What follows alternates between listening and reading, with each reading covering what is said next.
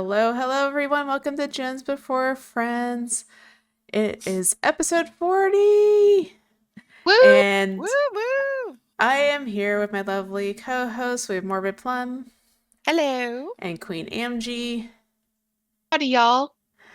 Yeah, and so we got a lot to talk about today. But first, we're going to plug our YouTube channel. If you don't know, we do have a YouTube channel, and we do game playthroughs on there. We're doing Silent Hill 2 right now, but also recently we started putting some shorts up there, and I want to highlight one of them because I was playing 2v8 solo and came across some very, very obvious cheaters. Like there was two Dwights, and they had this sphere of like healing, and it was really loud, and also really strange. After you interact with the sphere, if you get on a gen, the gen makes no sound. Like it took away all the gen sound. It's very interesting.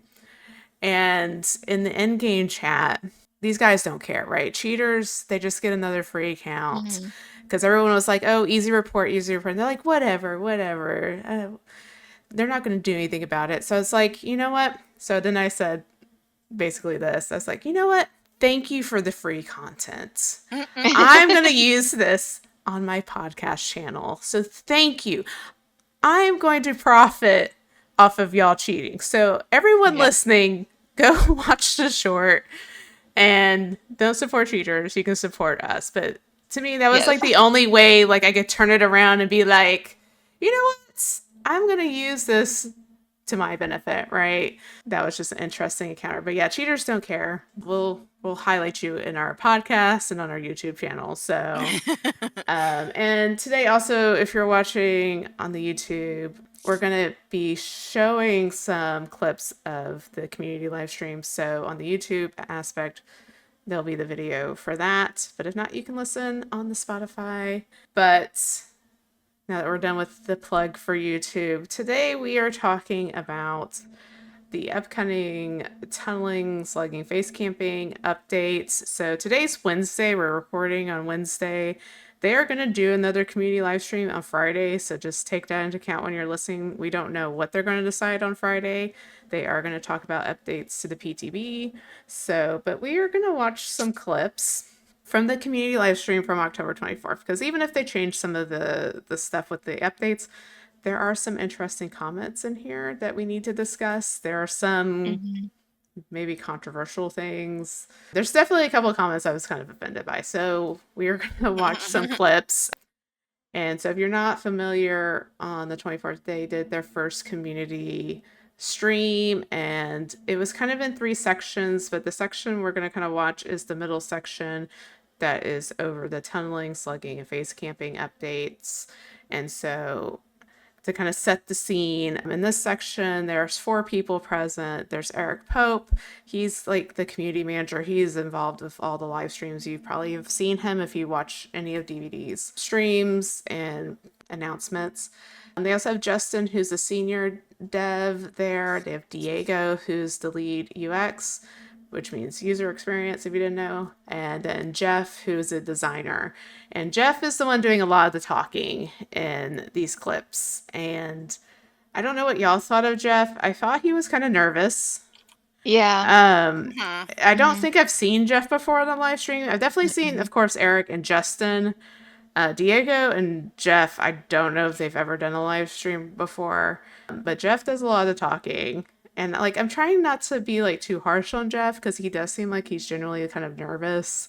And like, they don't use like any notes. Like, they have like a PowerPoint presentation that you'll see in the video, but no one's like looking at note cards or anything. I think that probably would have Yeah. helped because Mhm. he has some blunders, but he does say some things I don't agree with, but I don't think he's as bad as like Patrick. We've mentioned Yeah. Patrick. We have mentioned Oh yeah. Patrick before. If you need a refresher, Patrick was a dev who was around during MMR implementation years ago. He's the one that said DVD is like hockey. DVD hockey. Also, if you loop the killer for 5 gens and still die, was it really a skilled play? Uh. That Rude. that was Patrick as well. So, but Patrick's no So longer at bad. behavior, so you don't have to worry. So, the first clip we're going to watch is going to be about face camping. So let's watch and then we can discuss. Or if y'all want me to stop at any point, let me know. Okay. Go for it. Yeah. Because this is a PowerPoint presentation, I figured it would be very nice to have some key data points. So I went and looked at the data because I think sharing data is always useful. So overall, we have Yes, we seen want that the since the start of data. 2025, face camping, so the closest proximity to the hook, has not really had any major shift. It's been pretty steady, which is kind of a weird thing to talk about, but that's the data. Patrolling, which is when you're further than 20 meters away, has increased a little bit. So killers tend to stay closer to the hook by about 3 seconds as opposed to, before 2025. And surprisingly, which is something that I think is fascinating, because it could imply that survivors are learning to not rush on hooks, which is great. Survivors take more time to go for rescues. So you will leave your teammate on the hook for a little longer because you're going to finish that gen. And that's usually a good thing. So yeah, good job.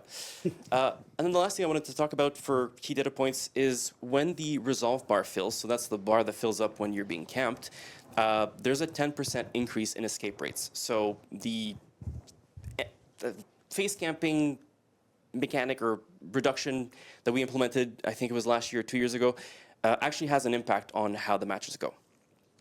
So here is a breakdown by MMR. So you can see that low MMR killers tend to face camp more than mid or high MMR killers.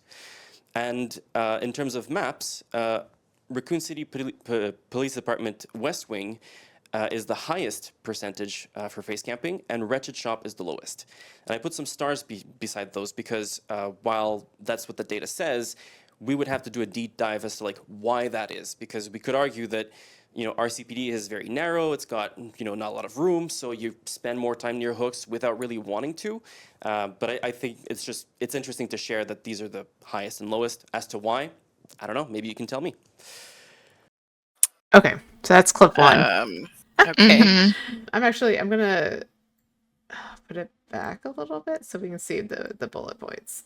So first of all, he talks about that there's no major shift in face camping. Okay.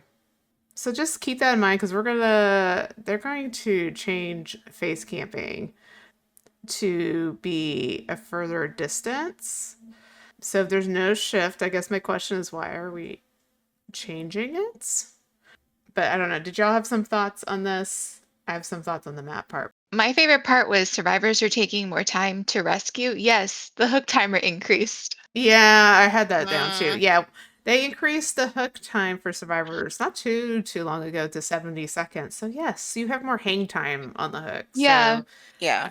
this is kind of an instance for like a no duh statement, kind of like, yeah, they're taking longer. I just like we hope you guys are learning to not rush hooks and do gens. It's like, well, we know that they could hang out there, so it gives us extra time to do them. But the increase in hook time is very much related to why they're staying on there longer.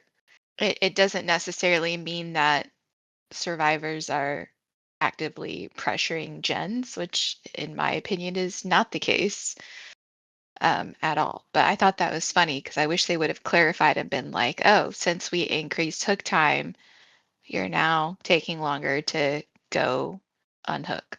Mm-hmm. Yeah. And I think it also goes with the update with the HUD. So now that we know what other survivors are doing, we know you can infer like if you're on a gen and someone's hooked and the other two people aren't on a gen, then you got to think, well, one of those two people is Should be going. for the unhook. So you can stay on your gen and let someone else get the unhook. So the additional information survivors have now, and yes, increased time. So yeah, it's just a statement where it's like, do you not know why? Really? I don't think he does. Also in this, they talk about, I believe it was the low MMR. There's more face camping versus high MMR.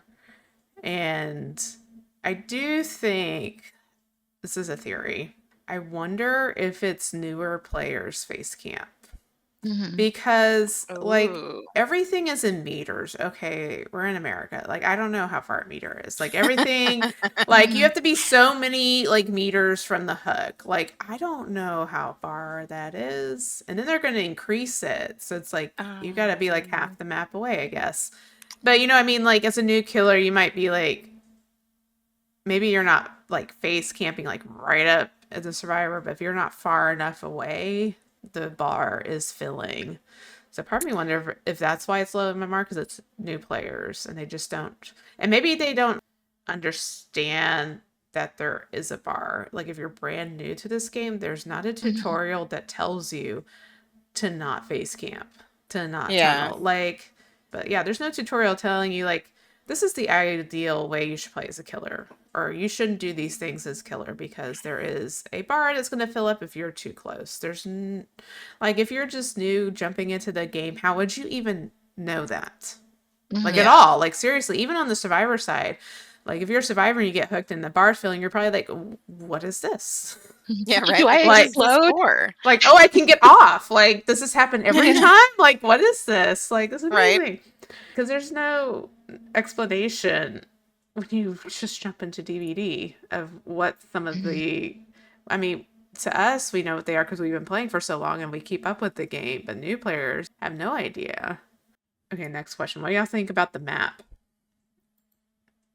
So it's RPD. I don't think they know their maps. Whoops. They don't know their maps at all. So it's RPD West Wing is 2.4%, and then Registrop is 1.6%. So RPD has the most. It's indoor. Yeah, I think Yeah. indoor maps are easier to face camp. I also don't know if the meter alert works through floors or not, to be honest. Yeah. And it's 2 stories. Yeah. I've never tried that, so I don't know. I will say from experience, this isn't a face camp. Well, I had a match not too long ago solo where it was in game, so there wasn't a face camp meter, but it was on Hawkins in the demo, and I got hooked like right in the short hallway, so he could just stand there. There was like 2 choke points, so there was no way they were going to get me. So something like that, where if you hook in a hallway, you know, it's not open, so there's only so many places the killer can go. This is not going to be the only time he says a comment like this, like, well, we're going to have to dive in deeper. We have no idea why. We can't. Oh my gosh, this is so strange. I just think that, I don't know. It's just, for me, like this whole part of the live stream was really disconnected from the community. Because then there were people even like in chat, like explaining the map stuff. And they kept saying, like, I don't know if they're actually watching like the live chat as it came in or if they had They moderators. Well, yeah. Well, because they comment, we'll get to it. I do have that clip too. They do. Okay. They do comment. Eric comments like everyone's saying like pallets. Everyone's saying pallets. And they couldn't. But they and they didn't shouldn't know have to why. say that. Yeah, but they didn't know why. That's what I'm saying. Like, there was no. They didn't put 2 and 2 together, I guess is my point for that. For a lot of these maps where it's very obvious the layout, the density of pallets is different. 2 stories. It's, you know, a whole outdoor map is different from an indoor 2-story map. Mm-hmm. And it made me just cringe a little on the inside because we've talked about it. Like, how do you, if you don't know your game mechanics, how are you going to make anything synergize together? Which I think is a big issue in the community right now with all the outcry, is that's how people feel like you don't know the game. Okay, so next clip is on tunneling, which is the very hot topic with the PTV.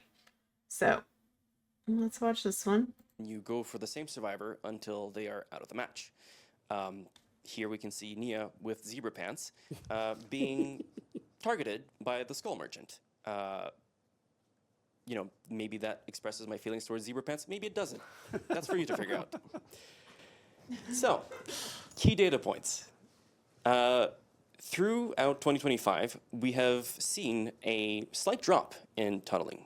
So these percentages are the average percentage of tunneling happening in matches. So 44% of matches will or had tunneling occurrences in January. And when I say tunneling, there's different ways that we're analyzing it. The first one is when you go for one survivor and only one survivor from the start of the match. There's also when you go for consecutive hooks, not necessarily the first survivor that you find, but you just get the second survivor out of the match quickly. And then there's the last one, which I'm completely blanking out on.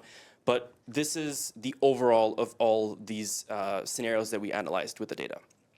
And as you can see, today, this morning, when I got the last bit of data, it's down to 40%, which is a 4% drop. It's pretty important. And then if we look at the breakdown by MMR, we see the opposite of what we saw with camping. So low MMR killers tend to tunnel less than high MMR killers, which is also interesting. And we could extrapolate as to why. One hypothesis is that high MMR survivors are just more efficient, so therefore tunneling feels like the most efficient way to combat their efficiency. But that's another thing that you guys can theory craft on and help us understand. And then in terms of maps, the treatment theater has the highest percentage of tunneling, and Gas Heaven has the lowest. And same thing as with camping. Why, we would have to do a deep dive and try to understand exactly why this is the case. But I thought it was interesting that treatment theater, I definitely didn't expect that one to be number one, but it is. And then Gas Heaven, I mean, the map is pretty strong for survivors, so maybe it has something to do with that. But again, if you guys want to theory craft, go for it. I think it's super cool to see all the discussions happen. Okay.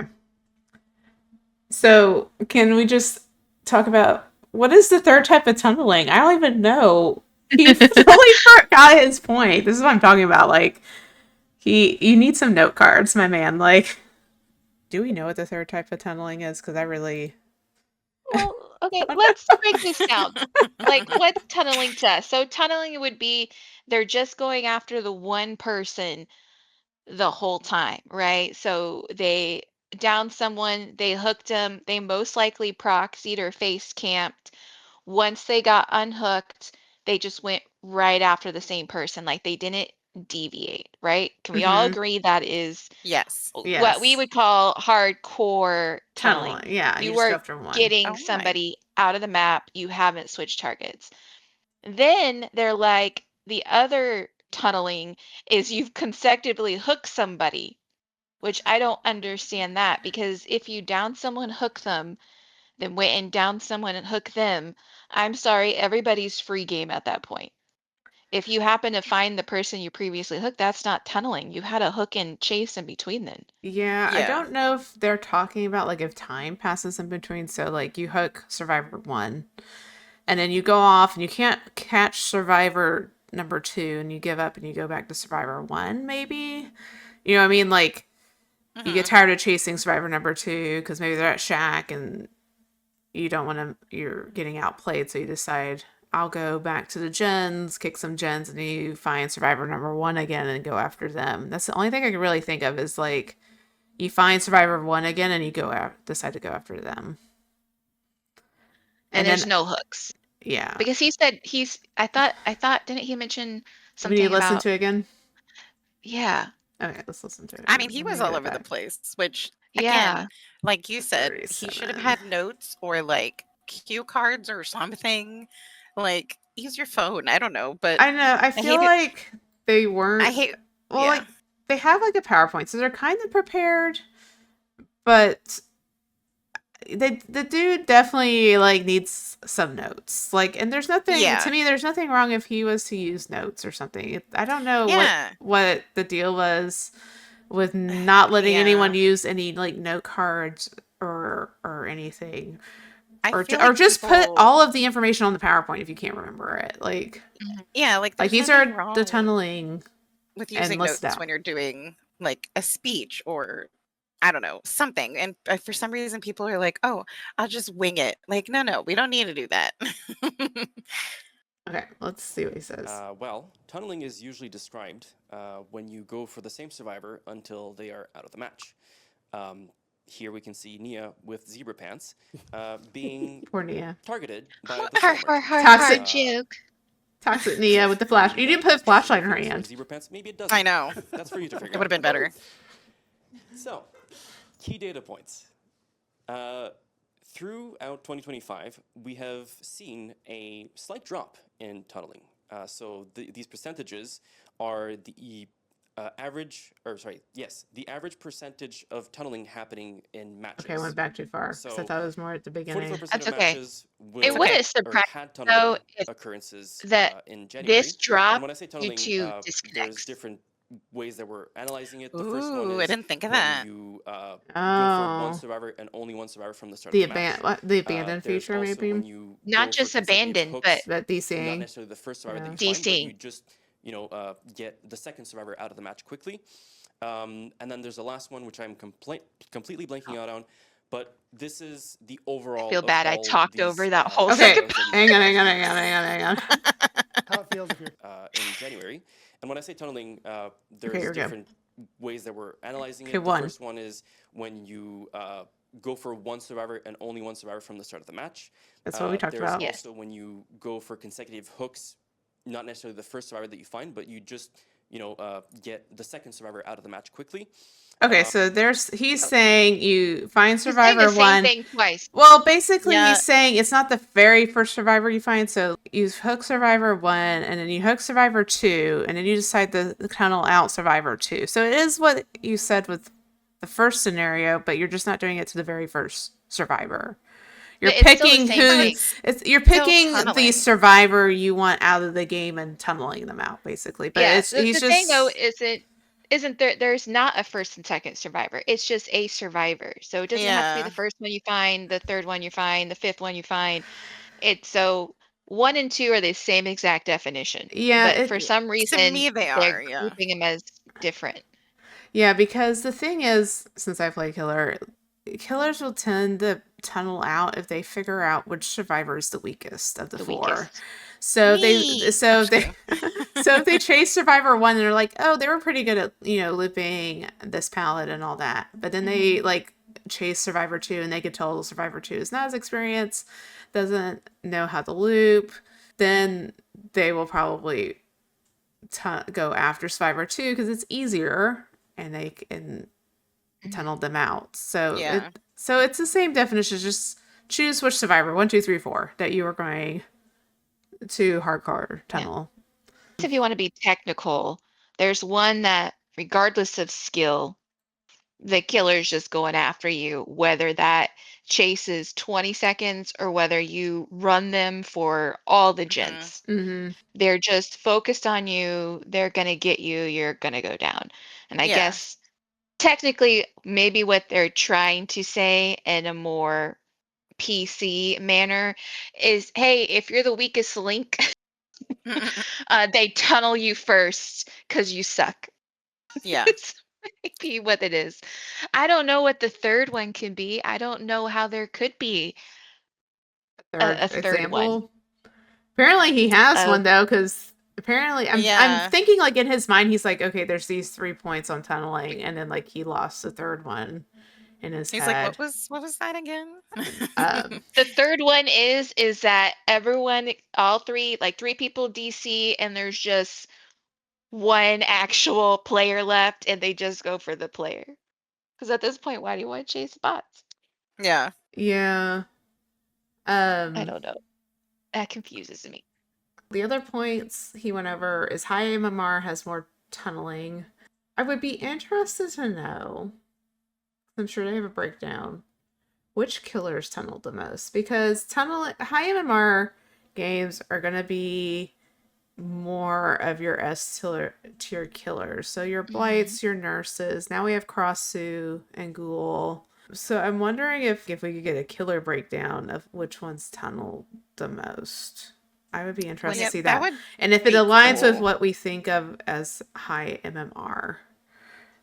If that makes Yeah. sense. Like, is it a lot of lights that tunnel? Because to go back to the hook, you need to have mobility as a killer, right? If I'm playing Trapper, there's no way, if I walk across the map, there's no way I'm going to be able to walk back to tunnel someone. Like, they're going to get healed by the time I get over there. And I could try to tunnel them still. But you know what I mean? Like, to tunnel off the hook, typically you want to get there before that survivor is healed. So you only have to hit them Mhm. one or two more times, depending if they still have the endurance effect from being unhooked. So I feel like this isn't bad information, but I feel like I need more information. Same with the maps, because now that I'm thinking about it, I would like to know what the top 3 maps are for tunneling. Same with face camping, because I'm Yeah, wondering how big the difference is. Because treatment theater is 44, gas haven's 39. That's not a huge percentage difference. And there's like how many maps? 20 plus maps, Oh like God, who knows? iterations. So like I would like to know what the next 2 are and how big of a difference is. Like, is a big difference? Like, this treatment theater like a big difference between whichever map is second place, or are they all kind of very close together percentage wise? Well, there is going to be a theme, so just keep in mind. Face camping, it was an indoor map. Tunneling, indoor map. Indoor map. There's gonna be a pattern hint on the maps with the various topics we talk about. But anything else we should talk about besides his blender? Morbid. No, well, I mean, I was just thinking of mostly it's just like the statistical thing, like why they only gave us 2. I don't know. I feel like there could be more information.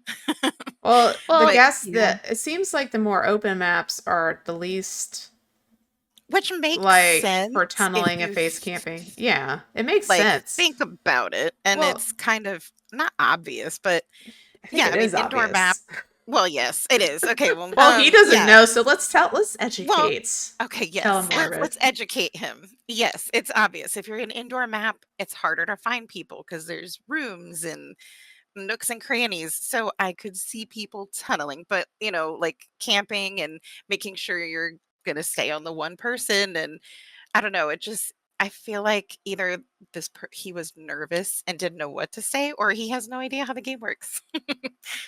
Well, yeah. I mean, well, think about it. Indoor maps, especially treatment theater, is very tight Yeah. corridors. There's predictable escape routes, right? If they go in a room that Hmm. you can only go out that one, whatever door you go in, there's typically one other door and a window. Yeah. So there's only so many places you can exit out of a room. There's only so many ways you can go down a hallway. Hmm. Everything is cramped. If since everything's a little bit closer, you can also have easier hook control. So it's easier to patrol and go back to the hooks easier, especially if you're downing, like if you're lucky and you get survivors all down in the same area, that means it's easier to protect those hooks and prevent unhooks. For Gas Haven, he said it himself. This is one of the maps that survivors tend to do well on. It's open space. There's multiple escape routes. There's nowhere to really lock you in unless you're Yeah. in main building or shack. Everything else is completely open, and you got a lot of things to loop around. Even if there's not a pallet, you got all the rocks, you got all the cars. There's lots of ways to lose line of sight, but still have multiple routes to escape from to confuse Hmm. them. That's a big part of it, right? And then in regards to high MMR, a lot of it is a skill thing. Like Mocking said, they're going to try to take out the weakest link, which means it's going to be easier to pressure the other 3 killers, and a lot of matches just completely crumble once the first person gets out, because now you don't have 2 people pressuring gens and maybe one going for an unhook or trying to help the person being chased. Now you have one person and the other someone being chased and someone maybe trying to help, and it can all fall apart pretty fast. But the funny thing with low MMR, why are they not tunneling? They're not catching the survivors. It's low MMR. Yeah. Yeah, it's not for lack of They're trying. Maybe newbies. they are trying, and they're just not Yeah, catching them. Yeah. they're So just not catching them. like my killer MMR, I'm assuming is very low because I don't ever play. And when I do, it's hard to catch people if you don't play as killer a lot. So that is understandable to me at least. Yeah. I will And that's the same say, reason why they face camp, just like when freaking Bunny Rabbit, dude I hate with the doors, animatronic came out. We had matches back to back to back with the new players, people coming in, that love, the game, playing animatronic and just face camping the heck out of us. they didn't know really any better. And that was their idea of, well, if I just narrow it down, I'm going to face camp and tunnel, face camp and tunnel. But we were a lot more skilled. So regardless of the Mhm. face camping, the tunneling part didn't really go off. But as we are somehow forever stuck in high MMR hell right now, it is very noticeable when the killer is testing at the beginning and doing a lot of chasing and hits to see how long you last and how long they're going to chase you, and then going to the person they decide they're going to tunnel out once they kind of test all the survivors.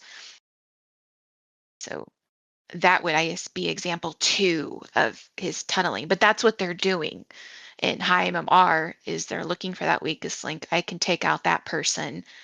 Or sometimes they're even trying to figure out what perks you have. So depending on your perks, if there's something maybe super altruistic or they figure them out, they might tunnel you just based on your perks too. Hey, maybe that's a third type of tunneling. I found it for you guys. It's Oh, perk perk Oh. based. tunneling. Perk based. I mean, it makes sense. I will say, I am surprised a little bit about Treatment Theater. Because of the other indoor maps, I feel like Treatment Theater has a lot more window vaults. I feel like there's a lot more looping in Treatment Theater than some of the other indoor maps. That's why I kind of want to see what the top like 3 are. Are they all indoor maps? And like Treatment Theater is just ahead by like a little bit? Or is it a big margin that Yeah, it I can is? see that. Because there is a ton of window vaults. Like looping wise, I feel like Treatment Theater is maybe the strongest for survivors to loop on. You're welcome to If disagree you with know that. them. Yeah, if you know them, but like I just feel like because some even like the game, the upstairs is pretty void. It's downstairs you have more of the window loops and the window vaults and stuff. So and like I think of RPD and there are certain loops there, but it is not as I don't know. To me, when I think of Larry's, it's just there's a lot more places to loop. There also is empty rooms Mhm. though with nothing in them too. With like the room that Mhm. has the 4 like bathtubs and it has nothing in it. Oh yeah. There's also kind of like empty space rooms that don't have a whole lot too. So I don't know. So I am kind of surprised with Larry's. Not totally. I'm not surprised at the indoor map that's number 1. I would also just say that a lot of times, depending on the killer, if it is not a great map for them, it wouldn't surprise me if they tunnel out on Leary's. You know That's what I mean? true. Mhm. Especially if they are playing a high mobility killer. A lot of times they just want to get the match over with as soon as possible and get out of the map. So they'll do that. And I do think survivor perspective, I know Leary's is one that I get turned around a lot on, and I forget where resources are. So that can be a part of it as well. I think it's really easy. To this day, like when Jin's a pop, I'm like, where the heck are the doors again? I'm lost. I've died before, not because I couldn't figure out where the doors were. And I've been playing this game forever. I just think it's really easy to get lost on. Now I'm It trying to could be think even of not purposely tunneling. You just accidentally run into them after you got off the hook, and they're like, right. "Well, freebie." I will say I don't usually count it as tunneling, so I play a lot of Trapper. Like if you get unhooked and you step in my trap, I'm coming for you. Okay, Oh that is yeah. your own That's not fault. yeah. But I'm sure their statistics counted as tunneling if you go and get them, like if they step in a trap. Our next clip. Let's see what this one is. I know the offending statement he says I'm offended by is in here, so Mhm. let's watch this one. So unhook protections. Okay. Most of it is the same, but there are some differences with what was on the last PTB. So you still get 10% haste. Okay, this is for Survivor. You still get the endurance status Okay. effects, which means that if you get hit, you'll go into deep wound instead of going down. There's the new status effect elusive, which means that you cannot be revealed. You will leave no pools of blood, no scratch marks, and you make no grunts of pain. One thing that we added as well is that you will make no sounds, so you won't be coughing or puking or stuff like that, because some killers had very clever ways of bypassing the system in the previous PTB. Okay, this is the statement that offends me because he's talking about the last PTB. I don't know. I guess I'm guessing like the puking, the coughing sounds were not included with the elusive effect. Mm-hmm. And so y'all made these killers. Okay, I'm just gonna remind you behavior. You designed like Mhm. plague to infect people and then they vomit. Mm-hmm. Like I was like, this did is they forget so that? this whole like killers come up with clever ways. I'm like, do you mean how you designed the killers? Like, is that what Yeah. he's talking about? Or did I like miss something from the last PTB?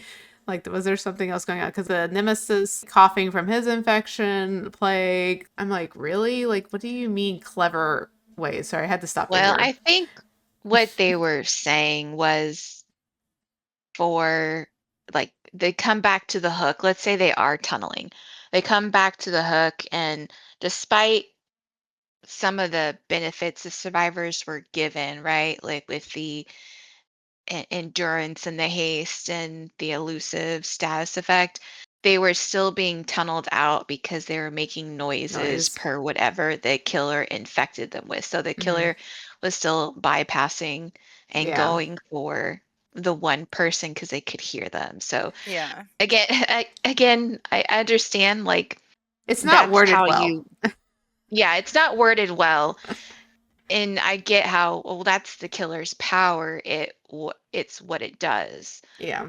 But if I guess what he is saying is there's people who found a way to go past you naughty, naughty killers, you went past what they thought you would do by using your power.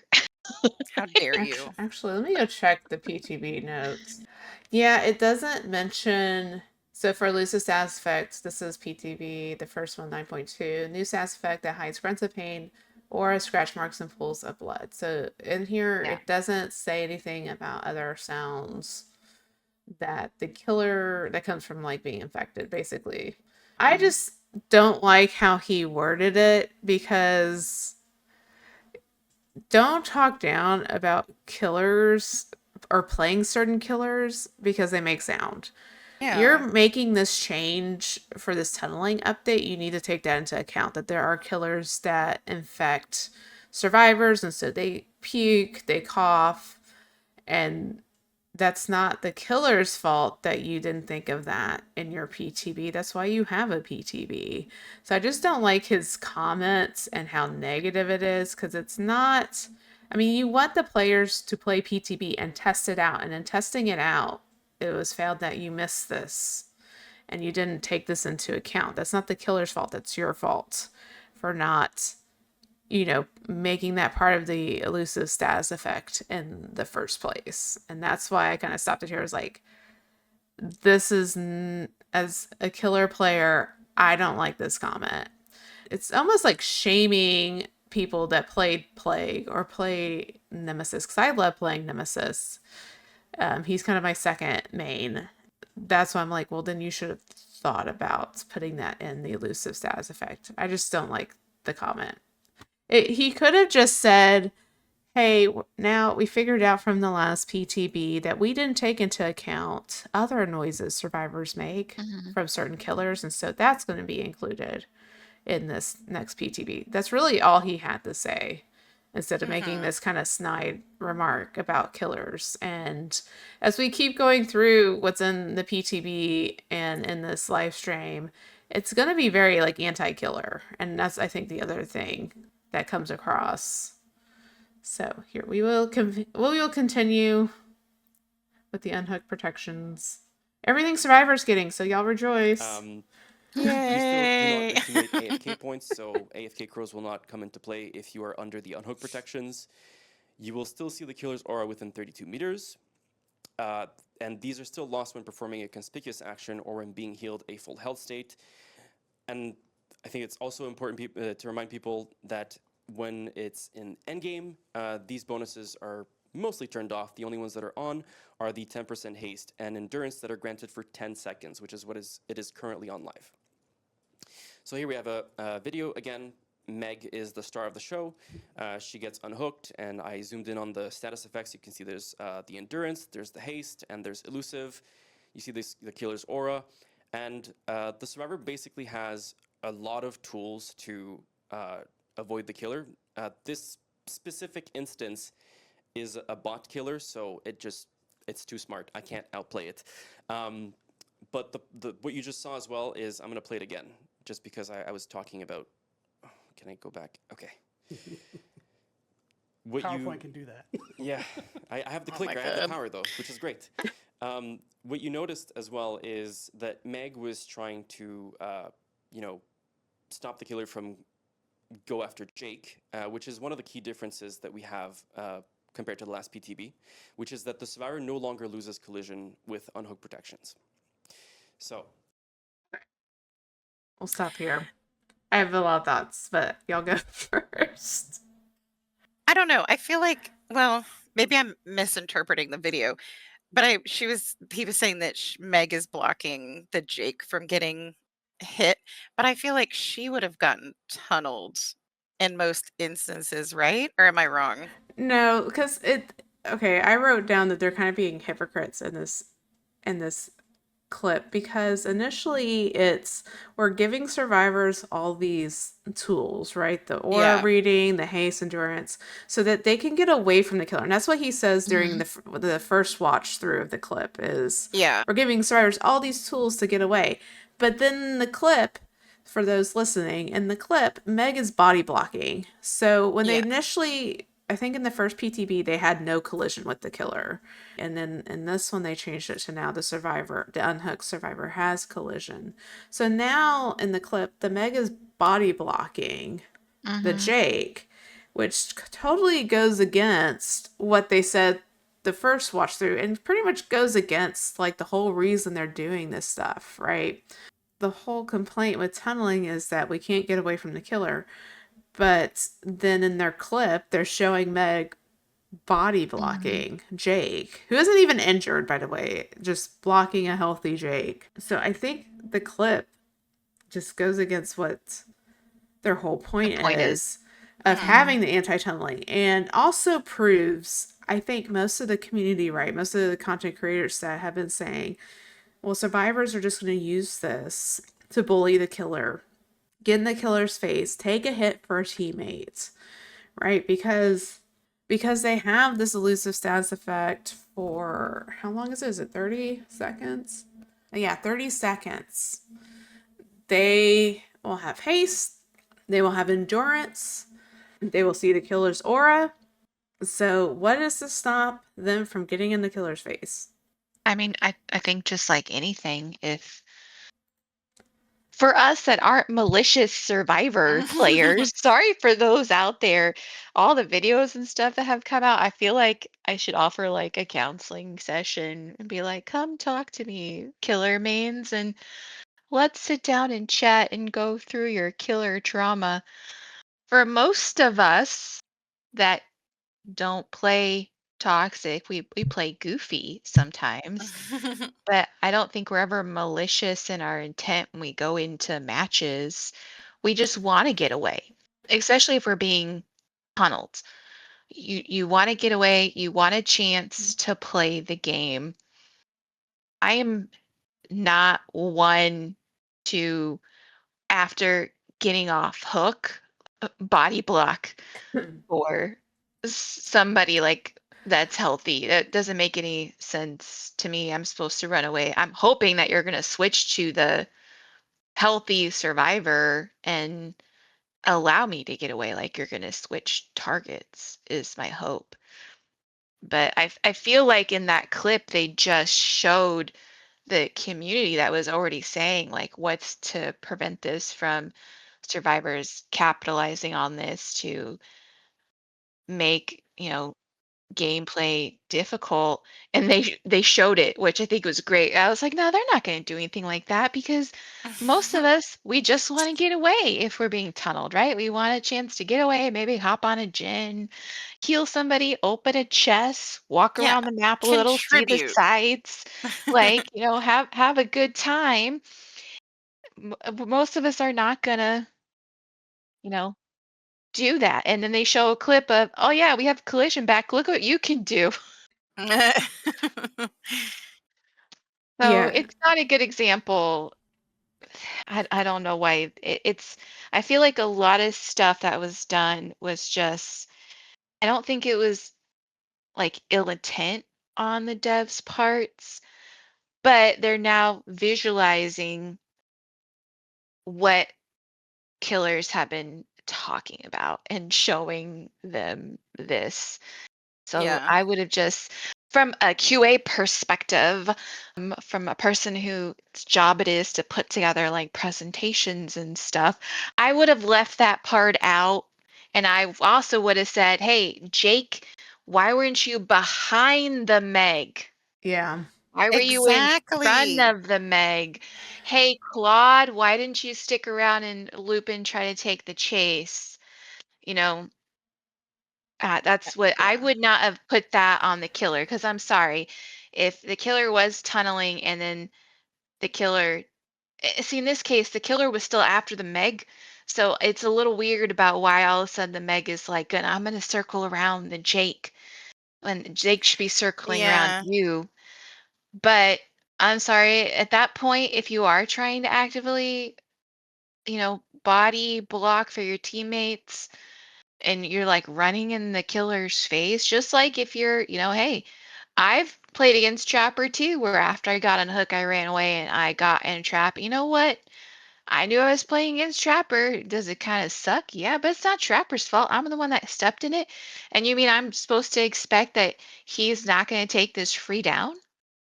Like that's stupid. I'm just a gift over here. I gift wrap myself and I put on a little bow and I just lay it on the ground. You know? Yeah, Like right. he's not supposed to come pick me up. I'm a delightful treat at this point. If you're doing that, then yes, you 110% deserve to get hit. I agree with that killer perspective. If you're gonna be in my face, I'm gonna knock you down. Yeah, I think that's like you put it more eloquently than I was saying. I think I was confused as to why he was blocking or she was blocking him. I'm like, wouldn't he be blocking Meg? Mhm. But yeah. Well, I can't even tell from the beginning of the clip if like the trapper was even trying to go for her. I don't think he was because I feel like if she would have just stayed where she was and there were a couple other survivors running around. Trapper would have gone Yeah. for those two survivors because they're leaving scratch marks. And like Meg could have like quietly walked away, right? She's making no sounds, no blood, no scratch Hmm. marks, no nothing. So she could have just like walked away, which Yeah. is what I think they want you to do. But that's not what Meg did. And while, yes, we're casual players of DVD, but there are going to be 4-man Swifts that are going to play like this. They're totally going to play like Hmm. this. And this is also not taking into account Decisive Strike, off the record, like Oh other yeah. anti-tunneling perks that you could run on top of that. So Meg's gonna body block and then they're gonna chase and then she can jump into a locker with DS and then the killer gets stunned and she runs off and goes on another chase with Trapper. I feel like when you insert yourself, then it's no longer tunneling, right? And Hmm. but the problem is with DVDs like statistics, the game can't tell the difference. Mhm. And that has been like the whole issue with like MMR and stuff overall is that in the matches they can't tell what exactly is going on. They just look at the numbers and Yeah. they can't see everything that goes on in the match based on the numbers they're pulling. They just see like, Yeah. okay, Meg, got hooked 3 times in a row and is out of the game right at the beginning. But it doesn't What they account don't for that. realize is, I'm sorry, Meg was being a dick. Yeah. She deserved it. I'm So gonna admit, sometimes when we've had those survivors, we were like, screw you, we're gonna Yeah, help the killer now. 100%. so Like, I don't care if I'm getting reported. Or the ones that just give up on hook, right? They get hooked first, they get unhooked, and they just stand there. Well, the mhm, killer's going to come back over. That's a free hit, and they're going to hook you again. And sometimes that will happen in a row. We've had that happen before, too. And that would be quote unquote tunneling, but that person just gave up. yeah. Yeah. So, and then I think it skews like the real instances of tunneling, which I think with the higher MMR is you have more people disconnecting, you're going to have more people giving up on hook, or giving up after unhooked. And what's the killer supposed to do? Again, not take the free snack? It doesn't make any sense. I'm going to get my hooks in because a lot of times the hooks equate to, perk power ups, or you're able to get your ability off or something like that. So it makes sense. So I think that's also a big part of the higher MMR is you're going to have those instances where the survivor gives up and is just chasing you around begging to be hooked. I know it's annoying. Like I would be annoyed. It's like a little gnat. Like, yeah, I'm gonna squish you and get you out of my way so I can get back to playing my game. I You know? do think he's somewhat correct on that high MMR tunneling, that the survivors are typically going to be more skilled. So the killer feels like they need a tunnel to get the advantage. Now, that may Yeah. not be the reality of like every match as high MMR killer, because you could be in the lobby of all solo queue survivors, right? Where they're barely holding the match together. They might individually be good survivors, but depending on their perks, like you're lacking information. You don't know what everyone's doing. Some survivors run, chase perks, exhaustion perks. Others may be just healing or stealth perks. So I think that's why in high MMR there is more tunneling. It's because for killer, the match is harder. And especially if you do get duos or full swifts, it can be very difficult because they're very coordinated. And then on top of that, there's so many other variables that go into the round. Like if the killer is not on a bad map, we've talked about that before. Like the map is random, survivors have items, they could be overpowered items. So yeah, I think he's kind of on the right track with that. Like that's why there's tunneling. But I'm going to bring up Otz's point. Otz made a point of then why don't they nerf S tier killers? Nerf Blight, nerf Nurse, Ghoul, Krasu, Hillbilly. Because initially in the first version of the PTB, the 9.2, when they were giving killers bonuses for doing different, hooking different survivors, the bonus was actually limited for the S tier killers. They weren't going to get everything that lower tier killers would, like the mini barbecue and chili, the mini pop. They weren't going to get those because they're already so powerful. Yeah, I'm not sure why it's let's give survivors all of this stuff. That's why I want to see the numbers. Which killers tunnel the most? If it is all the S tier killers, then that's your answer of how to fix tunneling. Not saying other killers can't tunnel, but I would have started there than all of this. That would give us more background on where this data came from, because right now we have this data, but we don't know why it is the way it is. Like that, I don't They never understand in provide that. which professional setting that is acceptable in. If I came to one of my meetings with my like AVPs and president, and I said, I have all this data, but yeah, I have no idea why it is the way this is, they would fire me. That is very much what Like, this feels like. Like I can pull the data, but I can't analyze the I don't data. know how to analyze or read it. Like that's not acceptable. And I have to send emails out like every Friday with like trends and stuff. And I have to detail, what it is, what's going on, why I think it's happening, and how it can be fixed. So that's what I was kind of anticipating with this, that they would come in and be like, okay, higher MMR, we have, a higher increase in tunneling. Why do we think this is? Okay. What is a possible solution and how are we going to, implement it? And I don't think we got the, okay, higher MMR is tunneling, but I don't know, guys. Oh, gee, shucks. I don't know why we're dealing with this right now. Who Who knows why knows? Yeah. every single, you know, what out of 4 matches is a blight? We don't know why everyone in high MMR is using blight, guys. Oh, gee willikers. Gee, Walker. Mhm. That's how it feels like, because I think this is the second time he's been like, here's the data. Maybe y'all can tell us. Maybe y'all have Yeah. some ideas. And I'm like, why? Yeah. Like, I'm not against them asking their community, but they have consultants. They have fog Mhm. whispers. You don't need to embarrass. I feel like this is embarrassing. I feel like a lot of this live stream is Aunt embarrassing. It Darva's is. whole channel. Yeah, right. You could just go watch a video on YouTube. It would tell you Yeah, why. just go watch But Scott or Odds or Pixel Bush. They They're all literally stating do why. all of that. I know they're like, we don't know why this is. They could tell you. I mean, they have Hens. Hens is a consultant. Tohu's a consultant.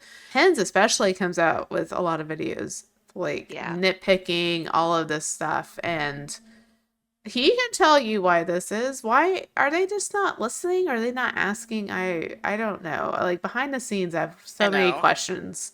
Okay, do we have? Oh, I had one other point I wanted to talk about before we move on.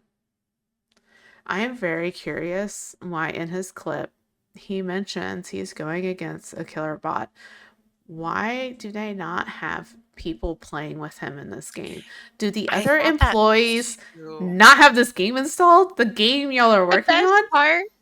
The best part was he said he couldn't get away from it. Yes. He goes, "Oh, the bots are too smart." And I'm like, excuse me? Playing against an actual person is nothing like playing against a bot. Yeah, I Like, don't.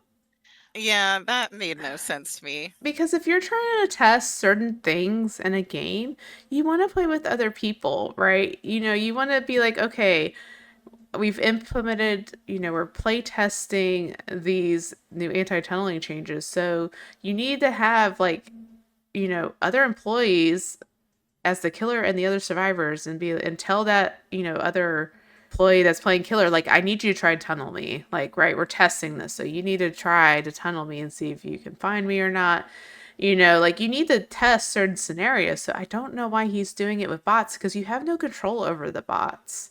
Yeah, I found it very odd that like you couldn't get like everyone else on your team to load up the Yeah. game and test this stuff because we know they That have could've play been testers. So, tested better.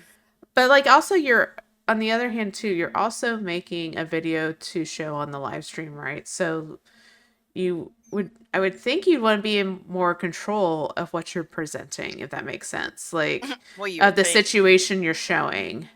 But the situation you chose to show was him body blocking for a Jake for another bot. Like well, it was just so I'm gonna be strange. honest. I thought Meg was a bot because, and for those maybe listening to the Mm. podcast, so Claude comes up for the unhook. Behind the Meg who's on the hook is two rocks with a pallet. So the Claude unhooks, Meg comes down, Meg starts to go around the rock, kind of away from the pallet, and she can see Trapper, the killer, coming through. Trapper changes his direction. If she would have just kept going around the rock, Trapper was going to go through the pallet and would have direct line of sight on Jake, who was running away, and could have gone after Jake. Meg changed her direction. I Mm-hmm. thought maybe she was going to drop the pallet because I'm like, you know what? If you're going to walk through a pallet, I'm sorry, killer, free stun, right? But then again, you did just get off hook. Could be a little aggravating. If it was just me and I saw that the killer was changing direction and I was going away from them, I would have just kept moving. And I would have left. Jake or Claude would have gotten in chase. Meg instead changed her direction, went right up into the killer's face, and then started following the Jake. So even his pathing doesn't make sense. I don't think that the bot was actively going after the Meg. The Meg ran in Mm-mm. front of him. Yeah. That's why I said earlier, there's definitely a choice made where Meg could have gotten away. Like if she just stayed there Yeah. or like, yeah, the Trapper would definitely have seen the other two The other survivors. two. Killer. The So bot killer is too smart. too smart No, apparently. you ran in front of, and even I don't know if that's a bot. That's a bot Jake. Even the bot Jake was like, I'm really confused why you're here. Because Yeah, they I were going have it. around each other. I have it pulled up. Like, Meg what is an is actual happening? player, and the other three survivors are bots. Yeah. It's just so. Gosh, do we even have killer bots in custom? No, right? No. We don't even have No. access. Why don't we have killer bots? We So always that play killer everyone can learn how to play against different killers. That'd be That great. would be so Mhm. amazing to Yeah, have killer behavior. bots so you can learn. How to go Yeah, against how the do I different I'm get killers. one? jealous. Mm-hmm. I'm jealous that you have a feature that you're holding out. Like, and that makes me angry Facts. because that's its own built-in tutorial. Yeah. We do custom matches a lot when new killers come out, but the thing is that someone always has to play the killer, right? And or Yeah. Me. let's And it all let's be real. It's pretty much always It's mocking. me. And it is. yeah, we're like, you know what? We'll try later. We'll try later. We'll Yeah, try yeah. later. We'll get to it. It'll be fine. But if we could have a killer bot, then that does mean that we get to learn more about how the killer works and see if we can come up with counterplays, which would be great because you're learning, right? You're holding out on us behavior and I don't appreciate it. But yeah, I know, I'm upset I'm about not that. sure how many hours in Survivor you have, sir, but you running in front of the killer after being hunked when you had a clear getaway and you saw the direction the killer was changing, I'm sorry, that's on you. So it's not an actual good representation of how a survivor, if they were being tunneled, unless you have some magic programming and you programmed it for the bot to just go after the Meg. In that case, I'm sorry that none of the other bots thought to try to help you out. They're bots. Well, we're waiting for our killer bots, so let's move on to. I believe next is talking about what killers are getting. Let's see. Oh. Right, moving on. Killer bonuses. So upon a unique hook, which is hooking a different survivor from the last. So I got hooked, and then Diego gets hooked. Oh, That's a damn. unique bonus. Sorry. I tried. So the first one is that you will gain Bloodlust for 15 seconds. And the second is that you gain a stackable blood point multiplier on your match score. And the last thing that we did different from the previous BTB is that we have buffed a series of score events related to hooks. So now when you, for example, when you get a first hook on a survivor, you get 750 blood points instead of, I think it was 200. It was very low. Maybe 500. I'm not sure. I should have put it. Anyway, I forgot. So Ugh, here's a video of the bonuses in forgot. action. Yeah. I cut the previous part before that moment because I was being looped by the Megbot for so long and I was so embarrassed. So I just cut to the point where I downed her. Oh my god. So as you can see here, I hook her. I have the Bloodlust bonus, so I'm moving slightly faster. And you can see the golden marker on the hook counter, which I don't know about you, but when I play with, I'm a survivor main, but when I play with Deja Vu and I have that yellow bar, it feels really nice. So having that golden marker right there feels just as good. That's good UX. That's good. Yeah, that's as a segue. Yeah, this is something we have been working Oh, together boy. to be sure that it's also. My So, goodness. There's sorry, a Pip, statement Pip. here that really offends me. Which one? Uh-oh. I'm a survivor main. Mm. Why are you playing killer? Why are you part of killer bonuses if you don't play? Because you're not going to understand the mechanics of how that can impact the killers. You know what I mean? Mm-hmm. So I think that from a business perspective, I would be like, yeah, let's keep that out. No one needs to know that you don't play killer. And that can skew things too, because now you have all these people that maybe that do main, and all of a sudden they're like, oh, hold on a minute, you're giving survivor mains a bad rap.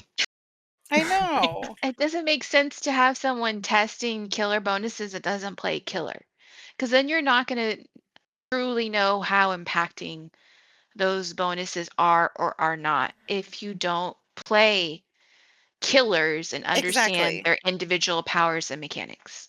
Because there's a lot of stuff that they did talk about that were, killer based, and I'm not understanding of that. So I'm like, okay, this doesn't apply to me, and I'm not going to attempt to understand it because I'm not a killer main. Yeah. Well, I play killer, so So let me break it Damn, Yeah, how so much that's this why sucks. that's why like in my notes I'm like just defer to Mocking because she knows what they're talking about. Well, okay, so I mean, again, we talked about already the bot situation and why are there not like behavior employees playing this with him, or even your consultants? You could have your consultants because you could have their consultants play test it and you just have everyone be anonymous and like post that footage, so you're not giving away who anyone is because it's confidential unless the consultants choose to be public. So going back to the first PTB for the anti-tunneling update, killers had a lot more bonuses. They got like a mini Pop Goes the Weasel, so they got 20% bonus damage to neck generator kick. They got 10% haste for 15 seconds. Reveal all survivors outside 40 meters that have less or equal hook states for 4 seconds, so kind of a mini barbecue and chili. This was what I also said earlier. They don't allow these bonuses, or there'll be a different set of bonuses for Blight, Dark Lord, Ghoul, Hillbilly, Crosssuit, and Nurse. And they only get 10% generator damage, 5% haste, same aura. But now we're just like going to give them none of that and give them stupid bloodlust. And what they don't tell you here is that killers lose the bloodlust if they do anything else. So if they use their power, they lose the bloodlust. So this is very detrimental, like for Ghostface, for example, because after you hook someone and you step away from the hook, you want to shroud, right? And if you shroud, you lose the haste. If Trapper sets a trap, he loses the haste. If Blight does his bounce, he loses the haste. If Killer uses their power, they lose the haste. Like, what's the point of having a killer power? What is the point of this, like, whole bloodlust thing? It's very stupid. No one is happy with the bloodlust. It doesn't make sense. And I think they're trying to go with bloodlust because haste can stack with so many other things, so many other perks, so many add-ons. And this game has just gotten so complex because of all the perks and add-ons for all the killers that they went with bloodlust. But it's like kind of pointless because for 15 seconds as killer, if you want the bloodlust, you can't use your power. If you want to spit on gens as plague, nope, don't do that for 15 seconds. So it's like they gave killers more stuff in the first PTB, and this one they're like, no, too much. And I think I don't know if it was in this live stream or it was online, like they said like it was too much hand-holding is the feedback, and I was like, where did y'all get this? Also, these blood points are stupid. This is 750 blood points is nothing. Now, It's if you're nothing. Random number. if you're a new Yeah. player, like I get like blood points are precious when you're just starting playing the game because you're trying to level up everyone. But we have played this game forever, and let me just say, overall, 750 blood points is nothing. Like you should just tunnel Yeah. people. You're better off tunneling people. Like this is not worth it.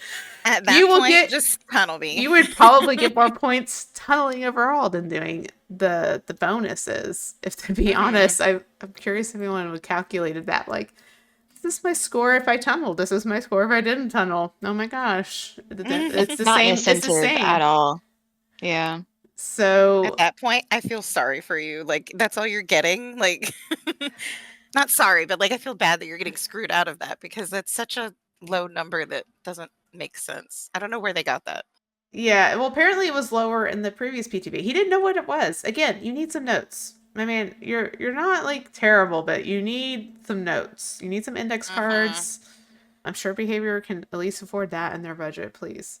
Yeah, he's Get some- also like a new No, killer, those are so he probably extra. thought the bloodlust was fun because he's like, oh, I'm moving so fast now on Trapper. Oh my gosh. It's always like, I love how it's always like, it's always Trapper and all in the first 4 survivors and the basic cosmetics. Like, Our poor Trapper. I We love love Trapper so much. I'm a Trapper main. Leave him alone. I do like him.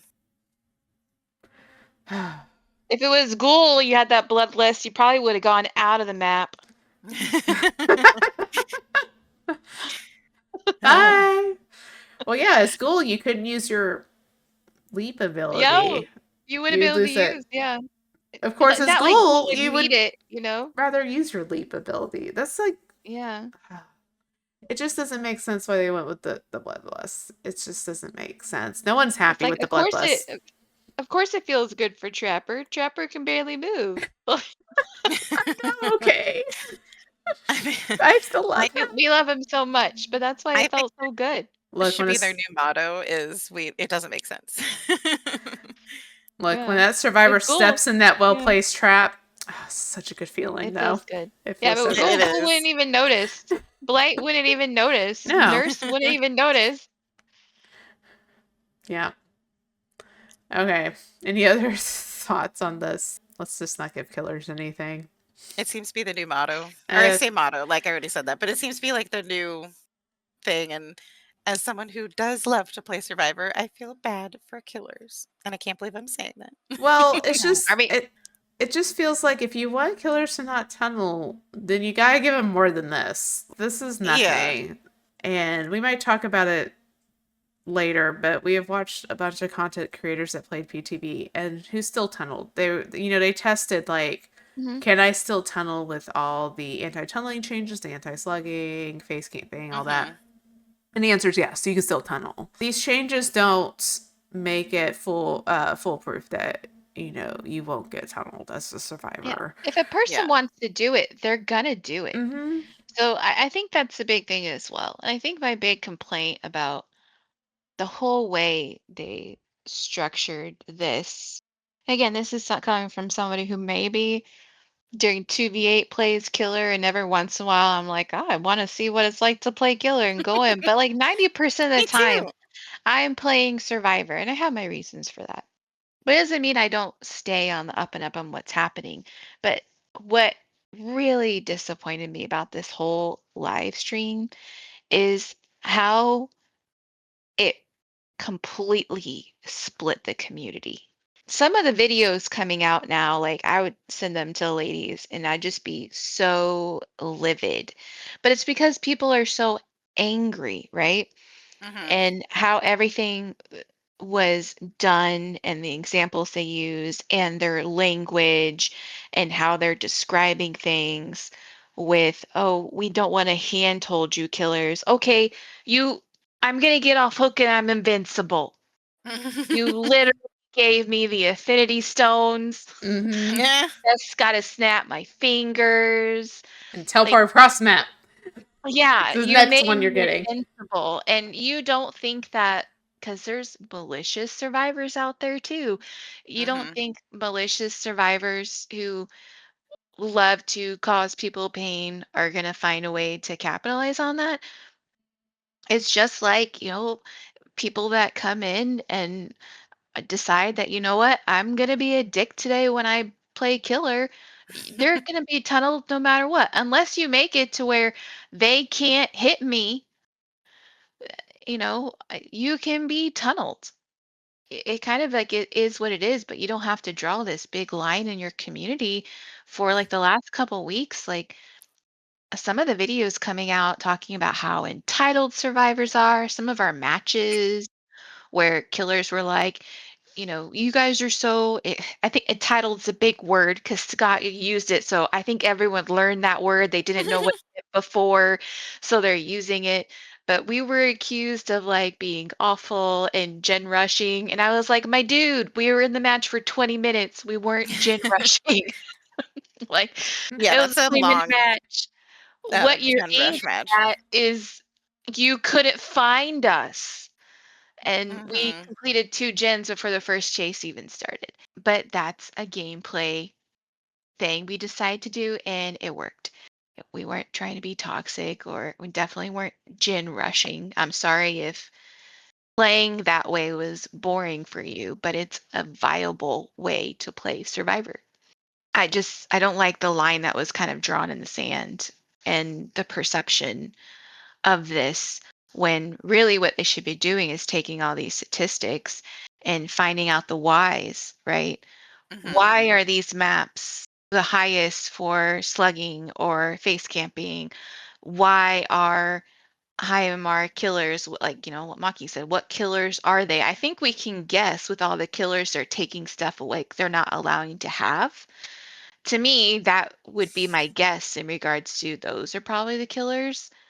they're having the stats for, because those are the killers played in the high MMRs. I think a lot of this stuff could be logically pieced together. So I don't understand why they're just sitting there with glasses. They have all this data in front of them. They're like, nope, I can't see anything. I got my shades on. I don't know what's going on. Maybe you guys can tell us. Right? Let us It know. Oh doesn't no, make you want to hire us? I don't want to work for free. Like, True. Well, I feel like these changes encourage the behavior they're trying to exactly get rid 110%. of. I want it to be fair. I want to have a good time playing, but I don't want the killers to be like neutered to the point where I just win automatically. Like that's not fun. yeah, the overall consensus that I've seen with videos and Twitter posts and all that is that everything is leaning very survivor sided and that they are catering towards survivors for some reason. And I guess it's the logic that, for every match there needs to be 4 survivors. But if you make killers so unbearable, killers are not going to play. You need a killer. You need killers. You can get people to play Survivor, just put a blood point. You can get killer players to play Survivor. I feel like you can tell me what you think about this, because I just thought of it now. Like, I feel like killers will play Survivor, but I don't feel like a lot of survivors will play killer. Does that make sense? Because y'all Well, both don't play killer, but I feel like there's people that play both. Like, I play both, and there are killer mains, but I feel like, because I remember like watching Hens used to be like killer main and Mhm. Aughts too, and now they play both. Like, you have people that play both, but I don't really know if there's anyone that just strictly plays just killer like 100% of the time. I I don't know. I don't really think there is. Most of the people I Yeah. watch, they kind of do like 40% survivor, 60% killer. Yeah. I think for a lot of people, well, like me, I know I've talked about this before, it's a visual thing. No matter what, you can put this little dot on your screen. I have a really hard time any game first person perspective. I also just don't like it. Not that I don't like, running around and killing people, not in real life, obviously. You guys have not seen my Sims games. My Sims games are horrendous. Oh. Every once in a while, if I have a really bad day, I like to go throw people in the pit on Sims Medieval and have a good time. It is a good For those time. that know, right? See, Morbid knows. A lot of it just has to do with visual perspective. I just don't like playing games in first person. And that is just a personal preference. Do I get the logistics of why killer is in first person? 110%. It makes complete sense to me. I just don't like playing first person games. They So are, that's kind of though, why I don't switch. they are adding more third person perspective, though. We have Chucky and we have the Crossu's alternate form, that is third person. Yeah. So they have, like, not saying they're going to make like a lot of killers in third person, but they have at least shifted away from strictly first person, which I think is interesting and probably a good thing. Because I remember, like, when they had discussions about Chucky coming in the game, like, years before he ended up being in, it was like, well, how are you going to need to do it? Because he's so Mhm. small. You'll be looking at the floor, like, the whole time, Mhm. right? Like, Yeah, you're looking at Yeah. people's, it the makes sense. survivor shoes. So then like, Chucky came out and he's third person. And And I think Victor kind yeah. of took that. Oh, yeah, that's right. It Yeah, was twins. like with the twins. Like it's kind of, oh, this could work for like a tiny killer like Chucky. So I think that kind of helped a little bit. Yeah. But it's also, mechanically speaking, I don't want to play Chucky because he is so low down to the ground, and I don't like that perspective. I'm picky. I'm not gonna No, play. yeah, The I big feel thing is, you. I'm not gonna play something that doesn't bring me joy. And playing in that perspective, whether there is like you have the option, if you have this form, you can go into third person, but it doesn't make me happy, and I'm not going to do it. I like 2v8. I like doing things where I can do things with people. So I'll play killer in 2v8 because I get to play with somebody else, and I find that that's fun. And I find Swift is fun because I like playing with people. I like I also don't solo queue. I pretty much only play DBD when I have somebody I'm playing with, whether it's Mhm. duos, trios, or a full Swift, because that is what is fun for me. I guess I view it more as a party game, which we can go into whole like what exactly is DBD. For me, it's fun when I get to play with the people that I enjoy playing games with. So I do play it a lot, but I just prefer to play with people. So the idea of single playing like a killer doesn't appeal to me at all. Is there value in it? 110%. That's why I do like kill your friend matches where I'll play killer. And that's why I'll play 2v8. And I have played some solo ones, like if there's certain achievements, because I love my achievements. If there's certain achievements, I'm like, you know what? I don't care if I get there and get bullied. I just want to, stalk people as ghosty and just have fun time. And it's obviously not a serious match or something, but yeah, the big thing is it just doesn't appeal to me and it doesn't make me happy, so I don't do it. Yeah, I think that's why 2v8 does so well, is because people want to kill With with somebody. Yeah. their It is friends. And fun. that's why like Texas Chainsaw Massacre, when it first came out, was a big hit, Yeah. because you got to kill with your friends. And we And Killer played the is, family on yeah. that one more than we played the victims. Mhm. And also Killer is the more stressful role to play.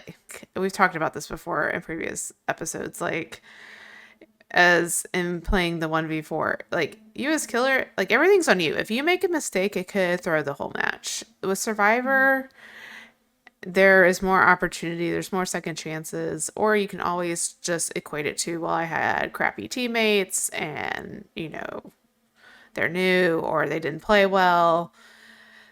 Whatever. You can come up Yeah, with an there's less excuse and pressure. not feel bad about losing the match as Survivor, if that makes sense. I feel like there's more, I guess, variables involved with Survivor if you win or lose.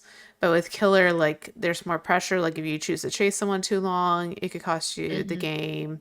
You chase the wrong Survivor, you chase the most skilled Survivor too long, things like that.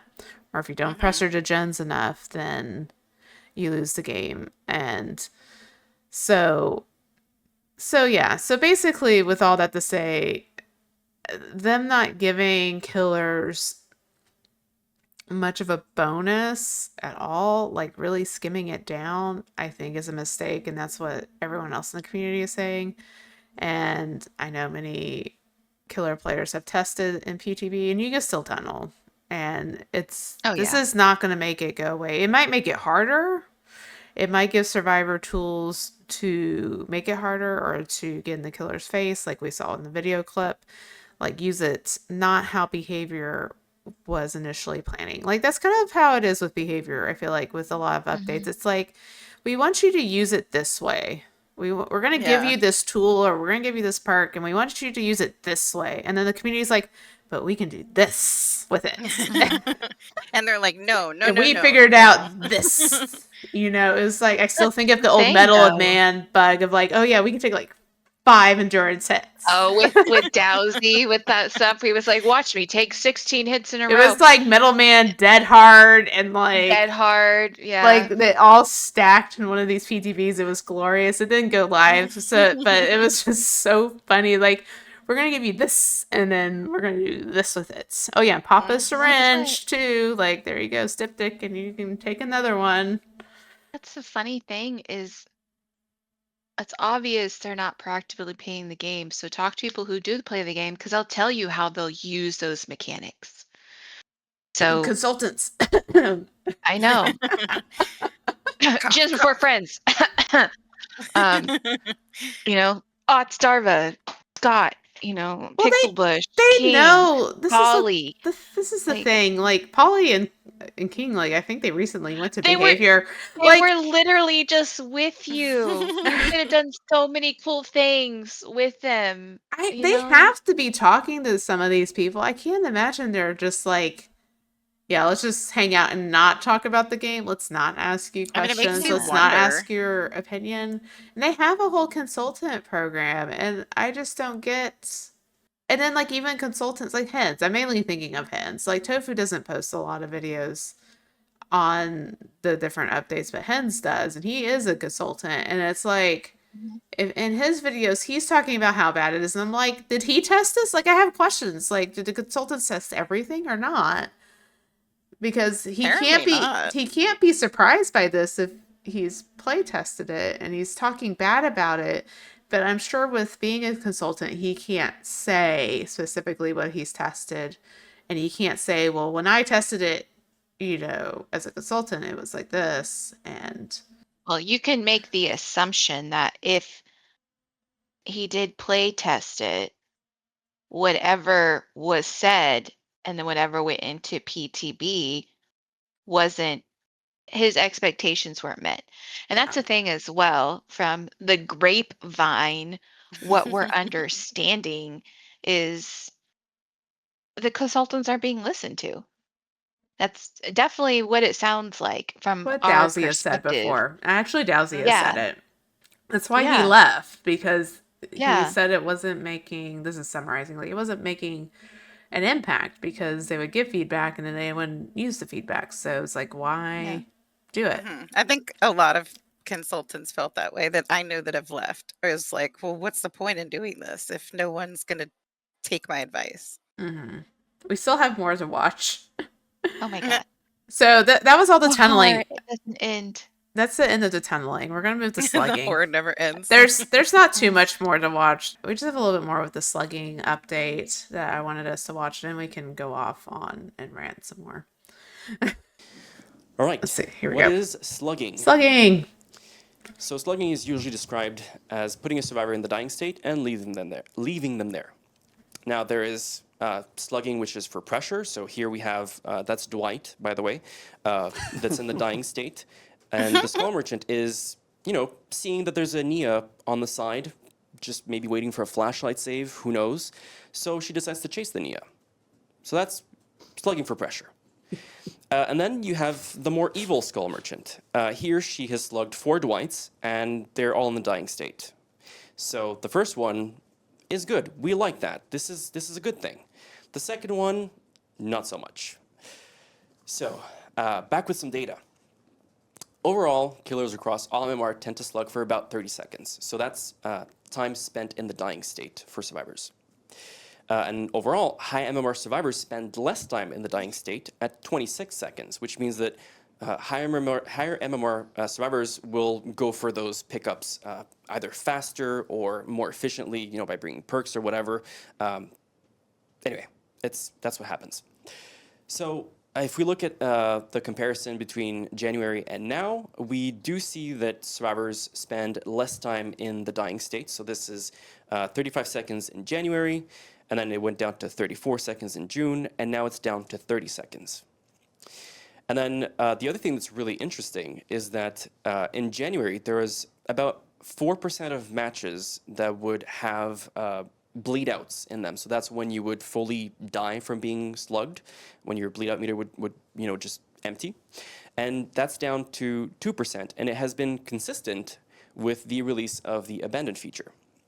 So since the abandoned feature, we've seen a pretty significant drop in the time spent, the bleed out occurrence for survivors. And now this is really interesting as well, is the map with the highest time spent slugged is the game.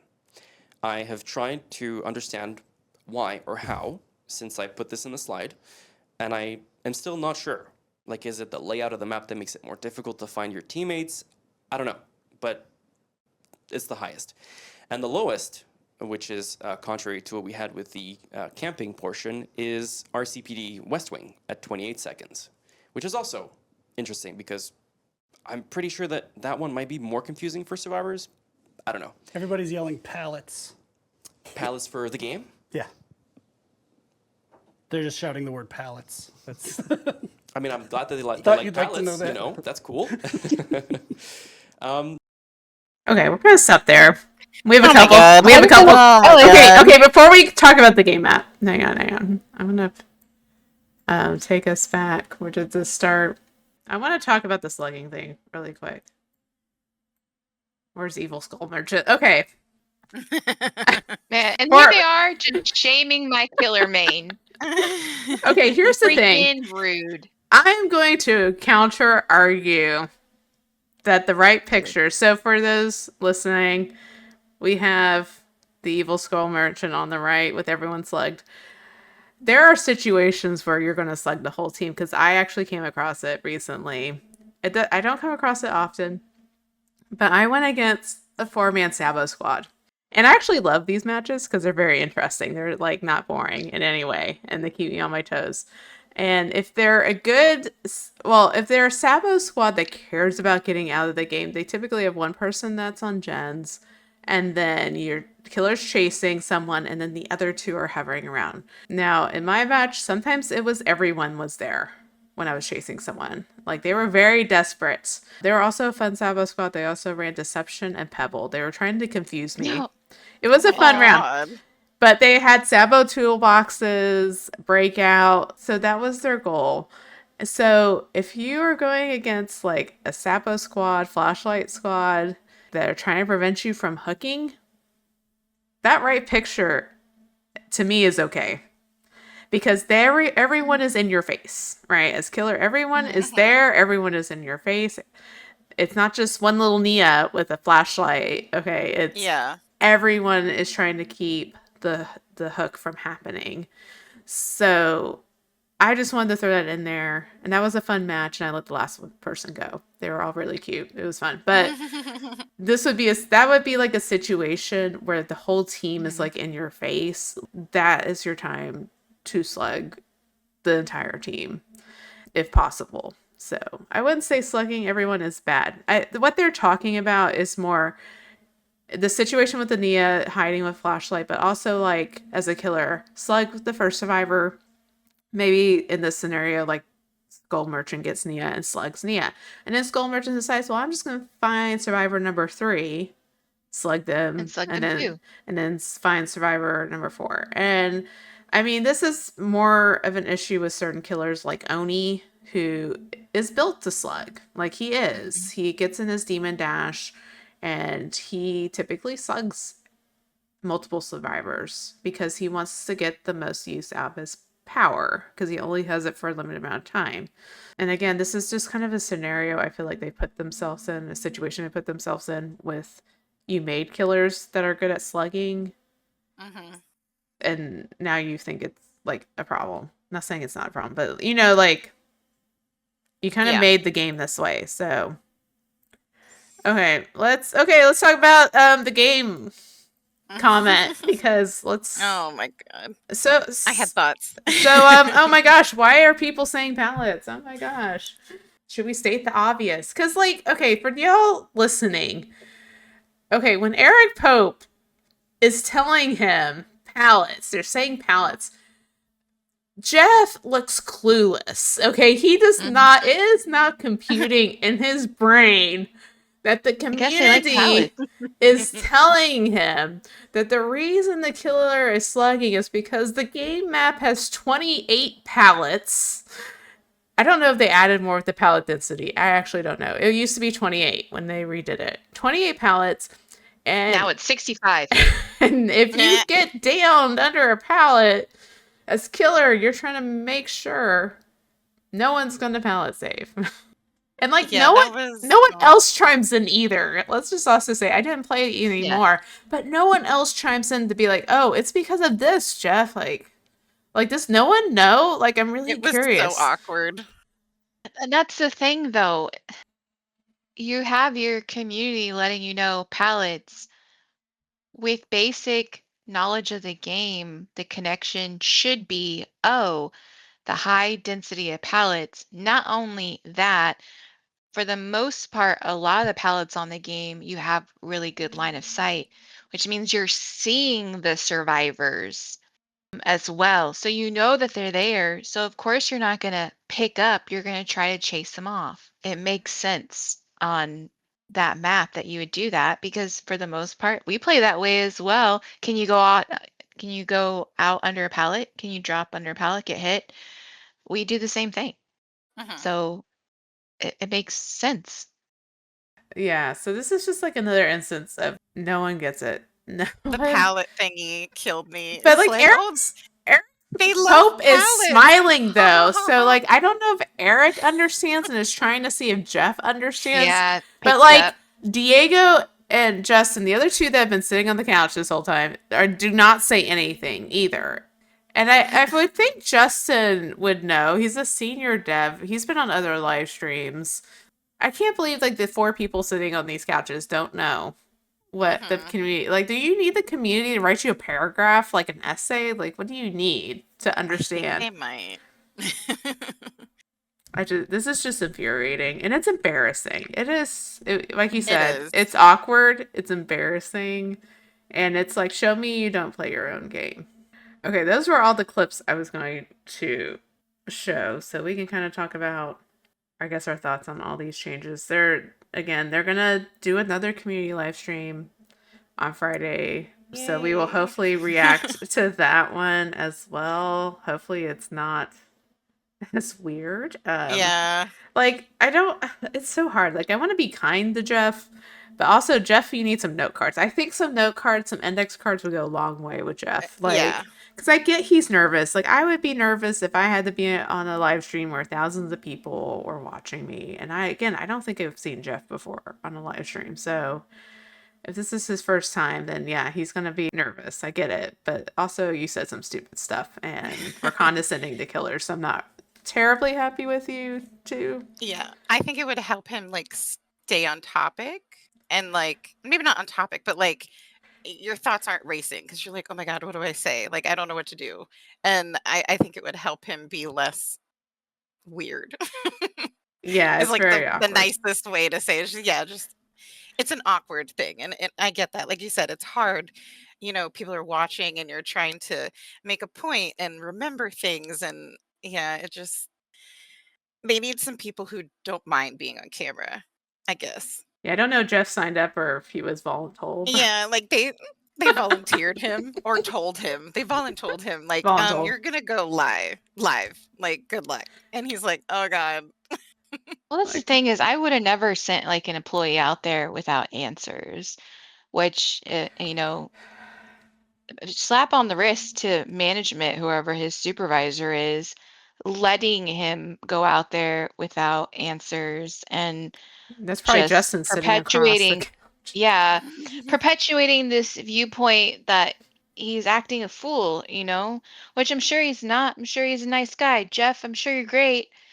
But a lot of the comments, the fact that you verbalize, I am a survivor main, I don't play killer, and it was obvious in the video clips chosen.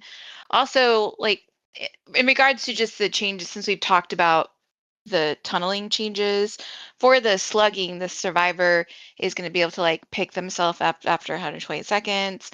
They're slugged. The rate is going to fill faster. Then they can self pick up, and their crawling speeds are going to change over time, right?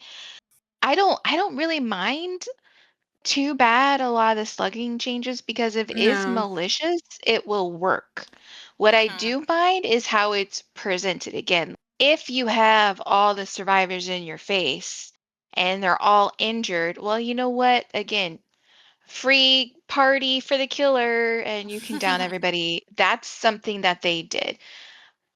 Malicious slugging is like what you said, Mocking. It's, hey, I'm gonna down Queen and then I'm gonna go all the way across the map and now down Fine Morbid and down her, and then I'm gonna go all the way across the map. So a better picture of slugging would have been survivors just like completely spread out for the most part.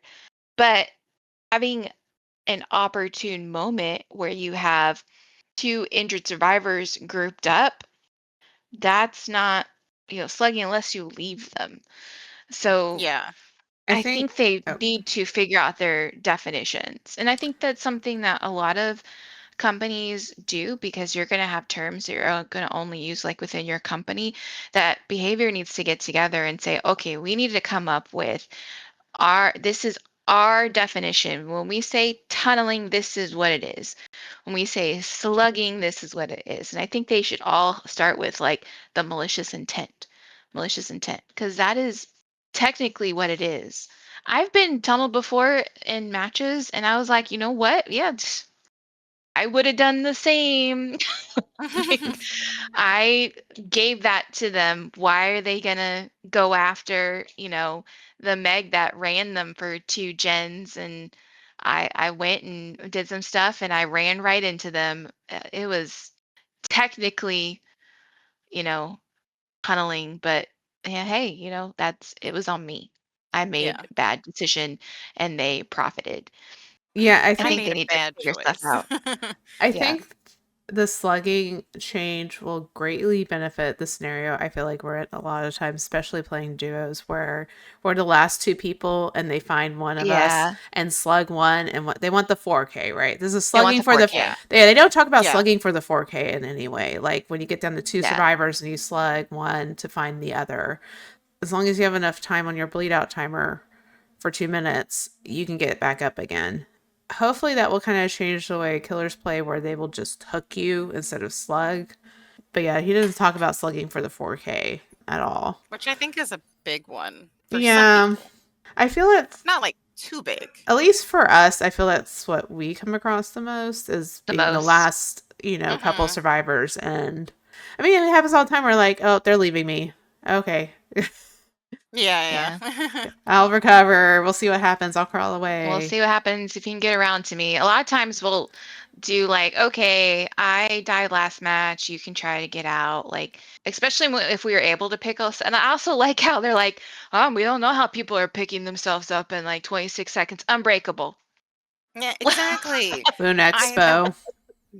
popped Uh, into my head. I'm like, dude, there's a yeah. perk for that. No, mither. Like, and he kind of mentioned the perks. Well, Maybe it's people are also just running over there and getting them up. we're gonna live forever. David's perk. Yeah. That's become really popular too for picking up Yeah. with like made for this. Like that's still a combo, and that's Yeah. stuff going on But with Swifts. So people are also running them because from a survivor perspective, we have seen an increase in slugging, Mhm. especially towards end game when it is, 2. We've seen it with 3 people before, depending on what the killer does, where they decide, hey, that's what I'm gonna do. But I don't mind the slugging changes as much. I mind how that was presented. Yeah, I think that's a big distinction. so they're gonna have a live stream on Friday. What's our predictions for? They are I think gonna they're gonna have backtrack and on apologize. all of it or some of it. The face. Ooh. So basically, like I kind of look at it. You have the face camping, the slugging, and then the anti-tunnel. They're all kind of like I three different. think they're gonna backtrack on anti-tunneling. What about you, Morbid? You want to make a prediction for the record? See, I know. I think I agree. I think the tunneling, they're gonna be like, oh, I think we went too far. Like the community doesn't like it. And I think they're gonna backtrack on it. For the slugging, I don't know. I feel like people aren't gonna like the fact that you can pick yourself up because there's perks for that. Like it shouldn't be built into the, I don't wanna say base kit, but I don't know. I think I'm with Queen. I think they're gonna backtrack on that first one. I do think that if this killer is doing it maliciously, then they are hurting themselves by Mhm. not playing with. There's a difference between pressure and doing it because you're a dick. If you're doing it because you're a dick, then I have every right to try call away from you and not have you find me, and I'd rather bleed out than you find and hook me. And if I can get up and I can make your life a living hell for a little bit longer of time, that makes my heart happy. If you're not playing the game, like, this match could have been over 10 minutes ago if you just would have hooked me and we could have moved on. But I'm also not the person that just abandons, which is also funny because they're like, what else has gone down? Bleed outs once we added the feature. Yeah, because we're Oh. leaving. We're not finishing the game. So we don't have to sit there. I do, anyways, because again, I like to crawl away. And if you're going to slug me, then I'm going to make you find me and we can play a little game hide seek. Come get me. But that's why, because they're leaving now. So Yeah. I like how the statistics are like, but guys, it's going down once we added that feature. Yeah, but I think you need to add because you're leaving. Yeah. Because you're sitting there, and instead of, you've been bleeding out, and I know, like, they came and they're like, "Hey guys," they were acting like all cool. It's like when you have like that boss that comes in and thinks like they're your homie, and he's like, "We're just gonna be casual today. Like, everyone just turn your cameras on. It's okay if you're in PJs, grab a snack, and I'm gonna sit here. I'm gonna relate to you. I'm your bro." That's Yeah. what I felt like it was. And then it didn't turn out that way. Then it was, you know what? Killers, man, we just hold your hand so much. And survivors, you guys, you poor little victim babies that never do anything wrong. And I could tell you statistic wise why some things have changed too. Like, you nerfed certain things for survivors into the ground. And do we bitch and complain? Yeah. But did we adapt? Yeah. Yep. So did play child styles change a little bit? Yes. That's gonna happen. But we adapted, and I think a lot of it is play styles, especially I would say the big nerf I'm talking about would be like med kits and self-healing perks, right? Because survivors could not rely on, right? Getting those free heals. It's so much better to have use your med kit on other people instead of yourself. Well, I get it. I'm getting better at looping. I have to live longer. You know what I mean? So I think a lot of it has to do with that too, with adapting. But I would say, at least from my perspective and the matches that I am in and the perks I am seeing run, there hasn't been too much adapting, I think, on killer play side. In my opinion, again, I don't play killer, but this is from what I'm seeing. So when we have those matches where we're adapting, like again, the match I brought up earlier, we were doing duos, me and Mocking, and apparently I think it was another duo we were playing with, and we all had the same idea. We paid attention, we all split out, and we all got on different gens, and we watched how the killer was patrolling. So we all got on different gens. We had two people able to call out, and Mocking I could talk, and we pressured gens, and we would just walk away because we realized the killer had no like aura reading perks, and we're like, oh, we can just walk away, kick the gen. The killer wasn't looking anywhere to try to find anybody. Because no one was on the gen when they came, they just left. So we got two gens done like that, which yeah is really boring, but it worked, you know? Yep. Yeah. It wasn't fun for you that we were hiding, but as the killers have been saying lately, it's not the killer's job to make it fun for the survivors. It's not the survivors' job to make it fun for the killers. We have a goal to do gens. We ended up taking Chase around the third gen because we needed to move the killer to the other side of the map, which he did. So like he went Good after. killer. It worked. And we got those gens done too, and then he got really upset at us and accused us of. But it was a long match because it was hide and seek. Yeah. Like Yeah. if he would have adapted, like I think that's also the thing is when killers sometimes come up to gens, they're like, "Oh, the survivor, you're supposed to be here. I heard the gen." Yep. You're supposed to run to the No, pallet and like we're gonna chase and yeah, we have a little loop adapted de because we loop. realized, you know what? I don't have anymore. I don't have circle healing. It's better to use my med kit on other people. It's better to complete that gym before I go to the save. And I think that's also part of it as well. So there's been some adaptation, but on killer perspective, if you're not taking that, and it's been a while, I know since a lot of those changes have come.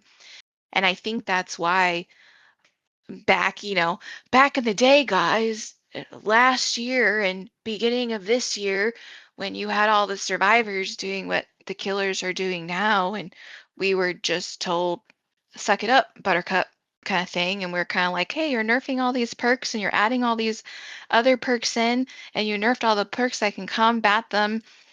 And I feel like we kind of let it go, right? And we changed. And then that resulted in what?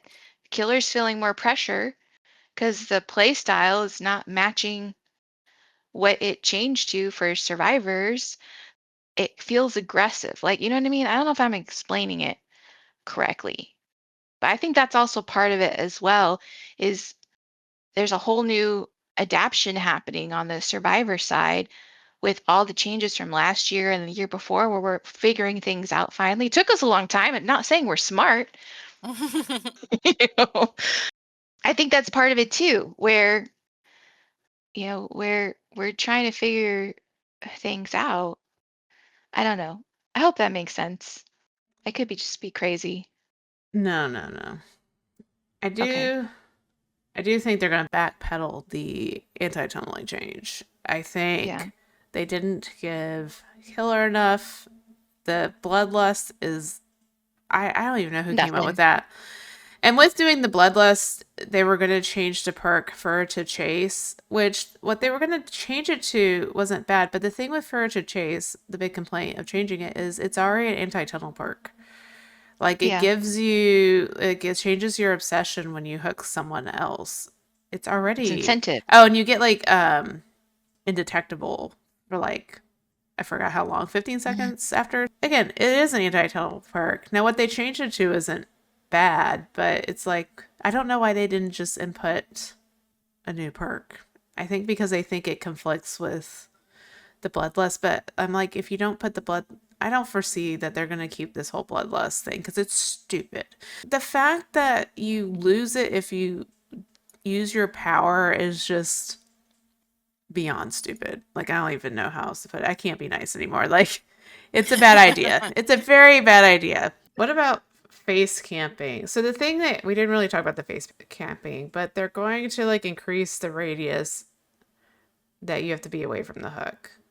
And then they're also changing, I'd have to go look. It's like it's going to be varied by like how long you're in the area. But now survivors will be able to see the bar fill up on the HUD. So Mm-hmm. I think they'll keep, I don't know. If they do anything with the face camping, I think they backtrack on the radius.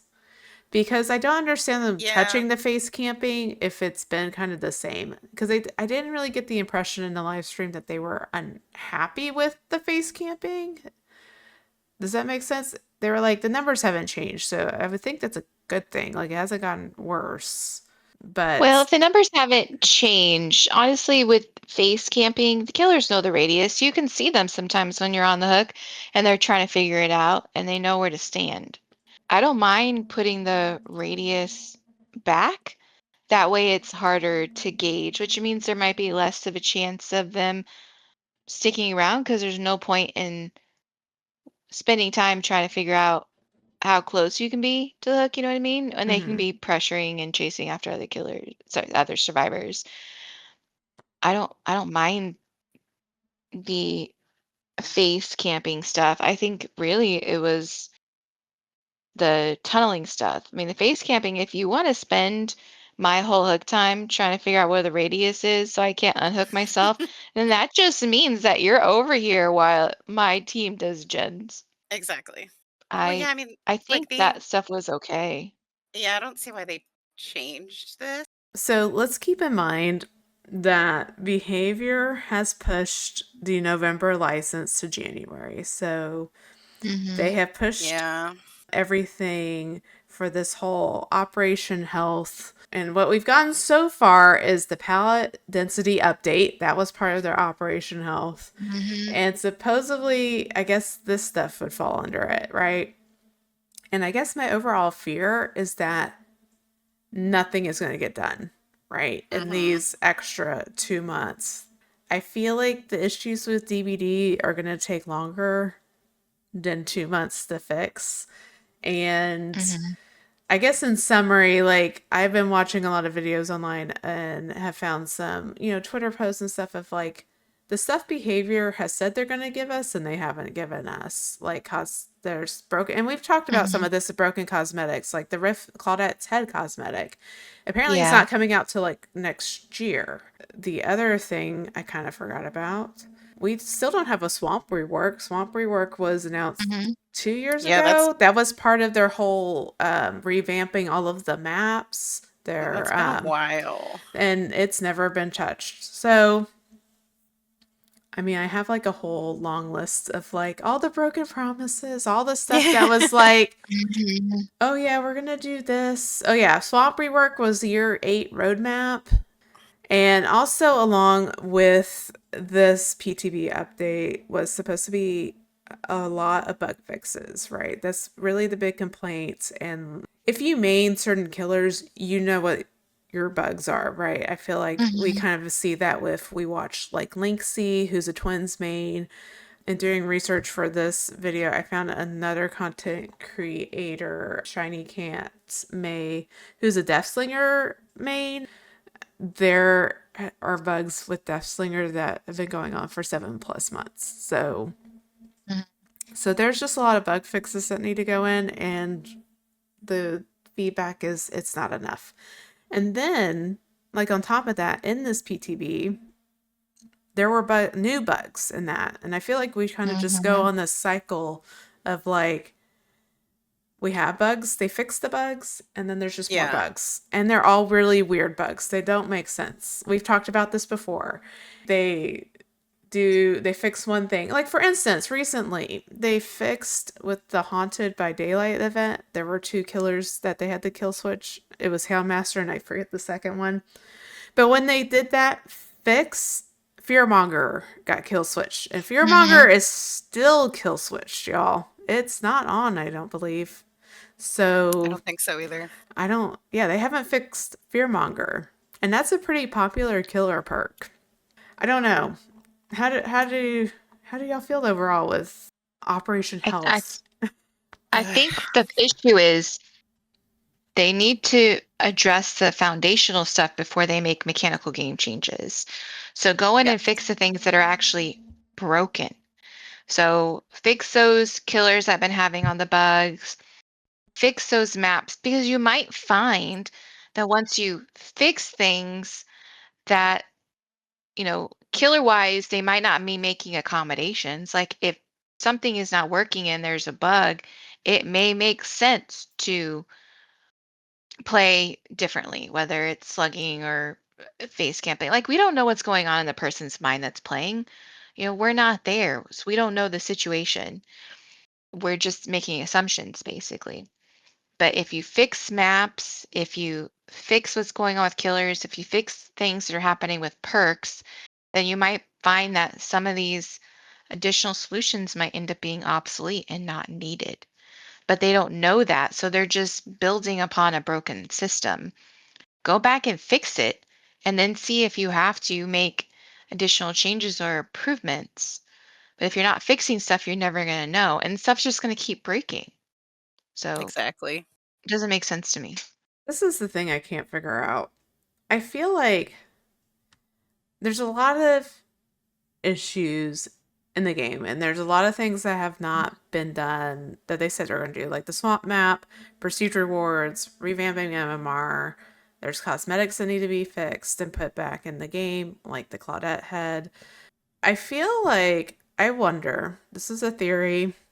We know that they laid off employees last year. We know that they outsourced cosmetics, and I've seen a lot more comments regarding that. I wonder if they fired like all their creative people, because in my mind, how everything should be working, like you would have a department that does the maps, right? That does map design. And then you have another department that's your cosmetics. You have another department that's bug fixes. Like you have like all these departments. But it seems like they're having to push the new content, which would go under a department. They're having to push the content because they can't fix bugs too. It's like they can't do more than one thing. That's how I kind of wonder if they did fire too many people. I don't know if they're trying to outsource more stuff than they should, and that's why we have broken cosmetics that look like garbage. We talked about it in the Haunted by Daylight event. The dredge cosmetic, it is atrocious, and it is not like the original design. Like, is that why? And then, like, we talked about the whole Rift Pass stuff, like, same thing there. Like, we don't have unique cosmetics. I wonder if they just don't have enough employees, and it just boggles my mind, because we've also did a past episode about the history of behavior and like all the companies they're buying, all the other studios they're buying. I'm like, if you could spend millions and millions of dollars to buy like Red Barrel, why don't you pour that money into your own game, into your own staff? There's a disconnect somewhere. We just don't know what it is. Yeah. I mean, they're not going to tell us, like, oh yeah, oopsie, we fired, because like it blows my mind. They fired. I don't know the employees, 95. and then that's not even taking into account.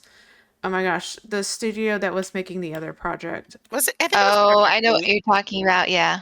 Yeah, they got rid of that studio and fired them as well, or they had the opportunity to go to Behavior if they moved. But anyway, because they also, I don't know the employee's name, but they fired the person that made the Unknown teaser trailers that were so good and got everyone so hyped up. Great. They Oh my God. fired that They were person. So good. They were so good. The one in the tent was so freaky.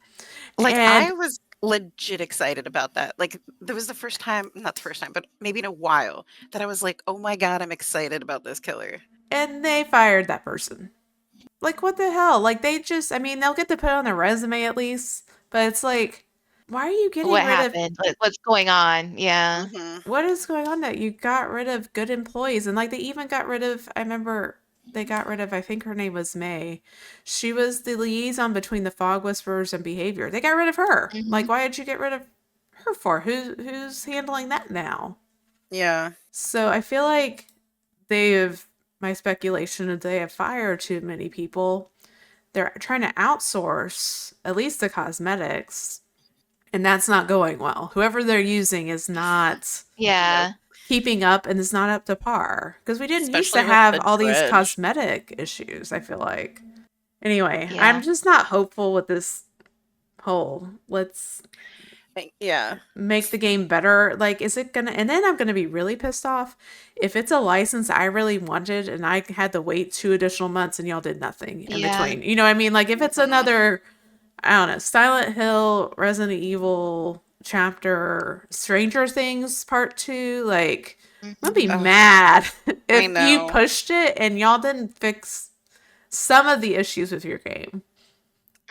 So that was just kind of my overall thought. Well, so one of the videos that you did post that I watched, I think it was it the DVD's Disaster Year one from, I think it was Shiny Cafe? Yeah, that's the one I mentioned. He plays Death Yeah. Slayer, yeah. So they mentioned they asked if DBD was functioning on a sunk cost fallacy, which I had to Google. And it's I guess it's our tendency to follow through on something that we've invested like time, money, effort, like emotional energy. And it was kind of an interesting thought process. Like, I went through like the thoughts of that. Like, is DBD clinging to something that they've lost control of? Because, oh my God, we put so much money into it and it's such a huge game and so many people play it. But it's like, can we continue on that road? Or do you think it's time for them to either pass the torch or like redo something? I don't know. I just thought that was an interesting idea, I guess, thought process. Well, I feel like money isn't the issue because they're getting all these big licenses. Like, we just got Springtrap, Yeah. and we've gotten really good licenses the last few years. So I'm like, ideally, they should have plenty of money, right? FNAF sold well. And I mean, that's what we heard about for the whole, like, last year was FNAF, and how it's going to bring in all these new players. And I know it did that. And every time 2v8 comes out, there's a lot of people playing. They do things that bring people back into play. And they come out with new content that people buy. especially licensed stuff. So I don't get the impression the game is like failing in a way, financially Oh no, anyways. not But for sure. I know about the sunk cost fallacy. Mostly I Mhm. know it more with in regards to like relationships, not so much business. But Yeah, this was the first time I think I've heard it like in this context of, oh, we've done so much to like, I yeah. don't know, work on this house, but the house is falling apart because the foundation is rotten. Yeah. And So this is the it's base like, code. So they need yeah, to the fix base base code. coding. Yeah, Yeah, we've and talked it's about that. which yeah, we've covered. It was an interesting, I don't know, like kind of thing that I was thinking of, and I'm like, well, I don't know. I mean, like, I don't think DBD is like on the way out. I don't think people are like abandoning it in No, it's droves. not. Yeah, it's just like, oh, like there's changes they need to make, but they don't want to because they don't want to see as going backwards, I guess. Well, I'm not a programmer. Like, if anyone's a programmer, feel free to chime in. Yeah. We do have a friend whose brother is, and I think we've asked him before, and he kind of said they could fix the coding. But like, Mhm. we're not programmers, so it's like, how much work would it be for them to fix the foundation, right? The spaghetti code Mhm. that they have. Can they do it? Because I feel like, again, not a programmer, but the more perks, the more characters you add, it's just like complicating what's Mhm. Mhm. already there. So I don't know if it's just gotten to a point where, I guess along the point you're making, Morbid, with the sunk costs, it's like, is it going to cost more for them to fix the foundation? Mhm. Is it Yeah. worth it to them? Yeah. Or do they think they can just keep getting by with patching it, right? All these bug Like, yeah. fixes, all these patches, and then new issues, come up, and then so we're just gonna Mhm. patch those over. And like the constant kill switching and like, oh, don't worry, we're going to fix it. And I do think they could. I just think that it would take like two separate teams, one to work on the current game and one to just fix the code. I think the issue is they don't want to bring the game down. Yeah, because I was going to mention that too is that was it World of Warcraft and other games, they have downtime for server maintenance, which I know is Mhm. different than like coding and stuff, but I mean, you could do it. I mean, who really plays at like, well, I'm sure there are plenty of people who play like 2, 4 Well, o'clock in the yeah, 'cause morning. time zones and stuff, Yeah, like but the yeah. time zones would be Well, rough, but I just think in the long run, it could be worth it. well, Yeah. when we play, so if you listen to our off the record episode, we talk about Palia. Palia often comes down for maintenance. Yeah, that's And they true. announce it, and DVD never is down for Yeah. maintenance. So again, we're not programmers. I don't know if it's something they could write on the back end and implement it. Like, I don't know if you'd have to take DVD down or not to fix the coding, or if it's something you kind of work on and then like you put it in as a Yeah. fix. You could push like an over So, air date, like it's doable. I don't know. Yeah. It's one of those things I we're mean, not going to know. most games I play have some type of downtime for a couple hours, you know? Hmm. Yeah. So to me, it doesn't make sense that we couldn't do something like that to help with some of these issues and see if fixes can happen, which I think is kind of important because it's something the community in general, I feel, wants. I'd rather have downtime for a couple hours and have Yeah. a nice stable game that doesn't get Hmm. broken every update. Facts. Yeah. Very true. Well, that's all I've got. We've Yeah. talked we've talked about a lot of the community live stream. We'll have to see what this Friday one holds. It's in the middle of the day, like at Hmm. 1 p.m. So we might try to react to it this weekend. Hopefully we'll not see any spoilers on it, but we'll see. I will not be surprised if they're like, we're backtracking again. But then it's just also Yeah. hard because, well, I hope they don't backtrack on all of it, Mhm. because they need to give us something, and I think the Yeah. slugging update is fine, but I don't see the tunneling going in the anti-tunnel. It's a No, mess. it's a little too much. I feel like at some point someone's going to say we heard you and your feedback. Oh yeah.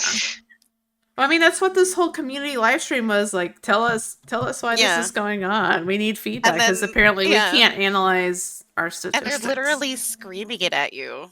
and Mm-hmm. in the chat the word palette, and they're like, "Oh, I don't know what that means." Oh my god.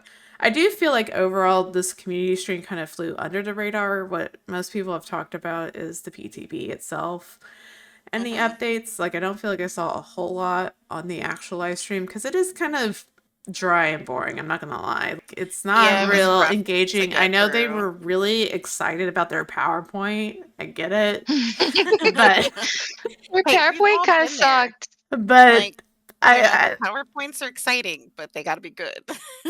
and I I know. again, I'm not trying to like demean Jeff. Like, no hatred for Jeff, but Jeff just Yeah. need to deliver a little bit better. And we basically focus on Jeff. There are other people speaking. There are other people. Yeah. Diego did talk about the UX stuff, which is the user interface, which he talked about, like the new scratch mark colors, which is a positive change. Yeah, I had that in my notes. Just I thought it was a cool thing for Well, people who are colorblind and hard of seeing and whatnot. So to play devil's advocate, though, someone pointed out, should it take 9 years for us to get gamma settings? Should it take us 9 years yeah, to no, have not at scratch all. mark Yeah. colors? No, the accessibility Nope. stuff we've been asking for forever. This game is 9 years old. Like, we should have Yeah. had these things a couple years in. Forever ago. Yeah. It's like you gotta pat them on the back a little bit, but it's like, you should have done this already. Why was this in here? It's a positive change. We will take it. It's the scratch mark. Yes, Jeff was not the only one talking. I do feel like Jeff had the big bulk of the live stream, though, because Yeah. so much of his stuff was the big slugging Poor face camp Jeff. tunneling. I think poor Jeff would have benefited from some possible coaching, Yeah, like it's not like a little pep talk. I think he just some needed people notes. some people just don't do presentations a lot, That's true. It's hard. Yeah. Relay notes, I think, would have helped him because I think he was just forgetting his points, right? Like he kept forgetting, of course, the third way to tunnel. We don't know what that is. So y'all let us know what the third way to tunnel is. I was like, Yeah. what is the third way to tunnel? I wonder if they've written it down somewhere. And There's then probably just someone in the background like, oh my god, I know what it is. and then the specifics on like blood points to killers from one PTB to the other. There was a question he got asked in the Q&A that he didn't know the answer to, but I was kind of forgiving on that because it was very specific about. Let's see, do I have in my notes about Pyramid Head? What was it? Oh, it was about. I don't have the exact question, but it was basically because he has cages instead of hooks, and so it was about something in regards to that. So it seemed like Jeff just didn't have all the answers and needed some note cards. So I want to be forgiving to Jeff, but he needs to be nicer to killers also, and also find some friends to record footage with you. Yeah. You're part of a department. Please tell me you have 4 other employees with you. Right. Please don't tell me they have. No, please don't tell me y'all have downsized so much that poor Jeff doesn't have anyone to play with at the office. Oh, them. Jeff will play with you. Now I feel like he needs someone to play with. We'll take him Need to some your friends. Swift. Oh, I know, right? Now I'm Yeah. sad. I'm not sad. I'm just. It makes. There's so many people they could play that game with. I'm just saying, like, it confuses me. Like, I think the whole we're just gonna have casual laid back. No, I think you really needed to figure out what you're gonna say to your community if you're gonna go live. That way it makes sense. Everyone's on board. I feel bad because I'm like, was Jeff kind of just thrown under the bus and they just pulled him out and like, I mean, hey, they you're gonna could've. you're gonna do this today is kind of what I feel like happened. Like, we're Well- gonna throw you in. Good luck. Well, yes and no, because he made videos and footage Yeah. for the presentation. So part of me is like he knew, Yeah. but maybe that is maybe true. he didn't know he wasn't going to be able to have any notes with them. Maybe they were like, "Oh yeah, no, we don't want you holding any cards or anything." And he's like, "Oh crap." Well, like, It's sink or swim Okay. here. Good luck. are you sure I can't just hide them? No. You're going to be on camera. Ugh. There's no desk or no. We're trying to be cool and casual. Y'all can try being professional and fixing your game and have a For professional real. presentation. Poor Jeff. All the Come to love for us with Jeff. facts. I'm just still not gonna be happy about your comment about killers and our clever ways to like find survivors by using You our mean using your power. power? Oh my god, how dare I puke on I people can't as believe plague. you people. Trying to get around your elusive status. It Okay. just means that's something you didn't think of. Yeah. Sounds like a Okay. you problem. Prediction for license chapter for January. Ooh. It's licensed it's 1 killer, 2 survivors. So I've heard a lot about Stranger Things Part 2, especially because we're getting Stranger Things in like a week. Mm-hmm. They Season could have 5. so many people. I don't know. I'm trying to think of other licenses. Yeah, honestly, I haven't thought about any of that. Predator? I want the game to be easier to play. Oh yeah, I have heard Predator. Yeah. Because I'm just trying to think of who they could get for like 2 survivors that Yeah, you that could came get that up. many out of. Yeah, Predator. So during the I think it wasn't the anniversary live stream. It's when it was before that, but we talked about it. They did a hint of having a returning license like Silent Hill or Resident Evil. So part of me wonders if it's one of those. Oh. Part of me wonders if it could be Silent Hill F since that just came out, which Oh, it could be that would like make sense. we could get Vampire Mommy from Silent Hill, right? That's Silent Hill. Resident Evil. Get Lady D. You know how much it would sell if they got Lady Dimitrescu? Like, oh my So gosh. much. Y'all, like, get Lady D. It would Yes. either be Lady D or Jack Baker would both sell really well. Jack Baker is terrifying, but everyone loves him from Resident Evil 7. But, you know, Lady D, everyone just wants to be stepped on by her. So, I'm trying to think of like Step on me, mommy. yeah, right. I was like, I could see some like stupid ones, but then some people be like, that's not stupid. I love that movie. Like Megan, which is like the weird doll. yeah, they do have a relationship with Blumhouse for the movie. So, I Yeah, feel there like you go. I couldn't think of the creator. Like Blumhouse could lot be on the of table. like there's a lot of Blumhouse movies that I could see them bringing, but they also do have their own video game people, I think. I want to say they have their own video game company, so I don't know how that works. Yeah, I think they did release some video games. But, you know, Bubba or Leatherface is in the game, and we had Texas Chainsaw Massacre separate game. Like, you can have Mhm. Yeah. your license in both, you know, and I think that's smart, in my opinion. Get the most what is- money, like, everywhere. Oh, what is that other movie? Oh, Black Phone. That one's also Blumhouse. Oh, that one just came Um, out, too. Yeah, they came out with the Mhm. second one, so I know it's very popular. Mm-hmm. And I could see that one just because the mask is iconic. It was also Terrifier? in Fortnite, Yes. Black Phone. Yeah. Let me just say, Fortnite, I don't play Fortnite anymore, but man, it had it this Halloween. It had like every like license known to Yeah. They get man. some crazy It had licensing. Scooby-Doo. Yeah, they got Avatar: The Last Airbender. Like they got so many different They had ones. Ghosty. They had everything this year. Maybe Ooh, they I need to could talk to who's getting those licenses. right. I could see maybe Terrifier because he's big this year. There's been a lot of talk about Terrifier.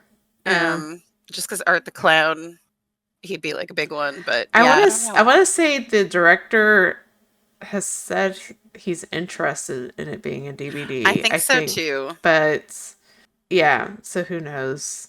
It's one of those I don't things though. know. It takes them a year to make a license. So if it's something he recently said, I'd be like, is Yeah, it gonna that's be true. this year or next year? Because they are gonna make another Terrifier movie. So Yeah, because I think a newish one came out not too long ago. I'm not sure.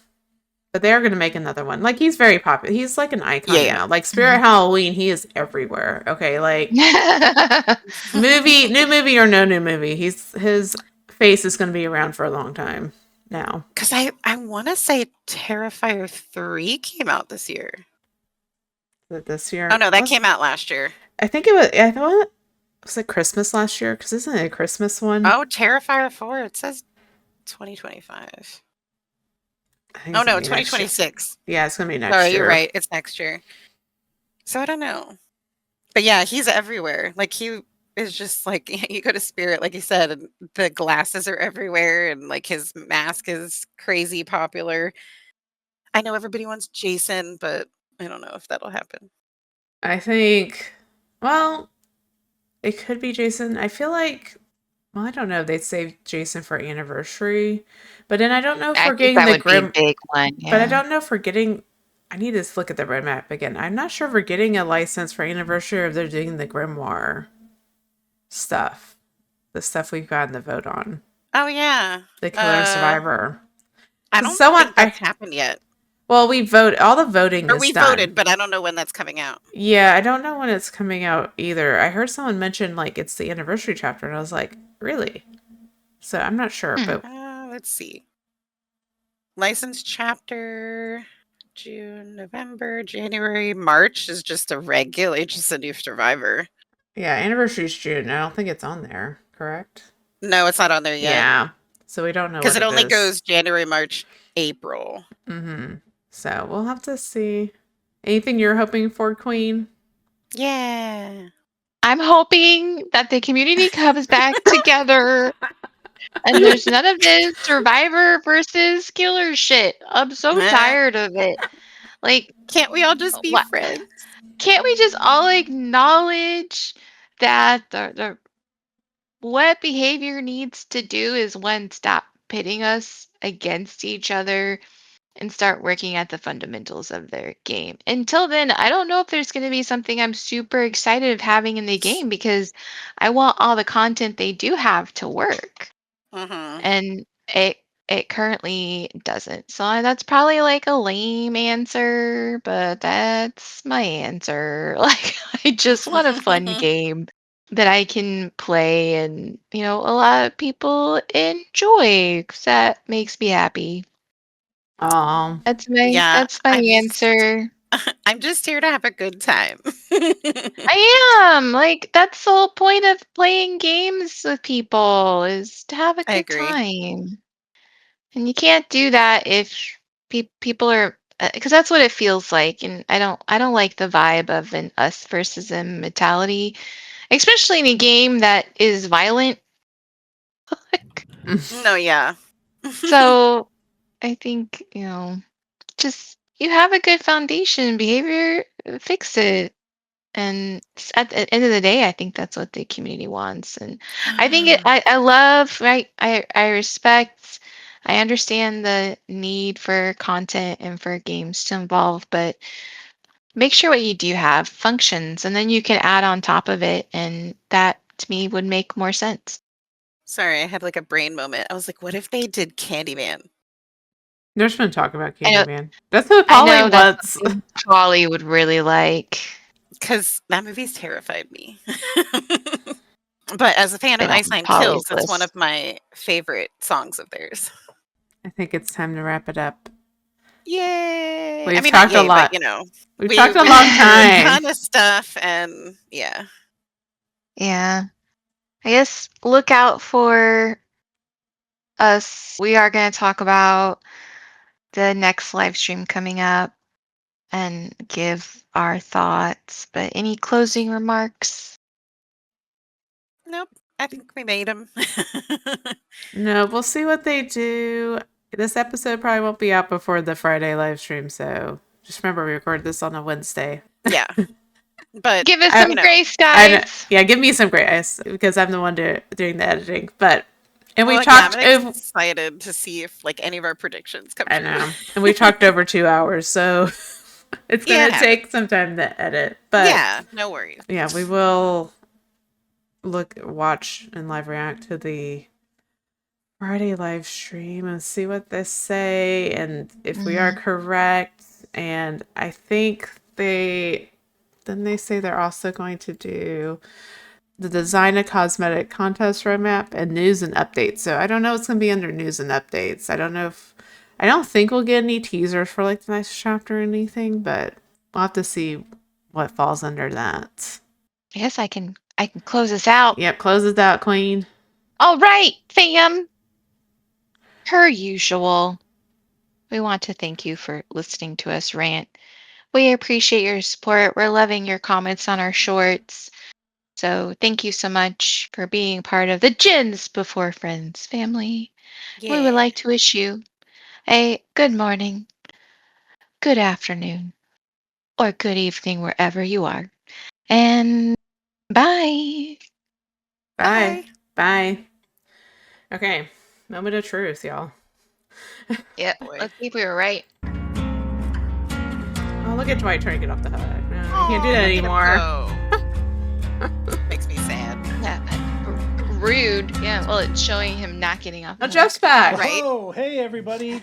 Oh, Sorry, boy. just reacting to the shirtless peanuts request in the chat. Hi, welcome to another DBD what? community live stream. Shirtless We're here Felix. live We need from Montreal. Felix. Oh, Yep. We are They're gonna talking about have peanuts. said- more faces on No, the he show said- than we even had last Okay. week, which He said Peanuts, which is one of the, like, managers online. I know he's, like, on the forums a lot. Oh, okay. Because I was like, excites what the me hell are they because, talking like I about? said last week, I want you to meet more and more of our devs where we can. I have a couple familiar faces with me here today. We've got Mandy, and we've also got Jeff, and I'm Eric or Pope or Eric Pope or whatever you want to call me. You're not And the we're Pope. here Daddy Pope. to tell you what's up with DBD. I'll kick us off again the way I did last week, just so people who didn't last month. That feels like a week ago. It does. So you don't, you know what the context is here. This is not a big chapter reveal stream. If you came here expecting a chapter reveal, we're not doing that. So just stick I'm around gonna and leave. chill because it should Just be kidding. fun.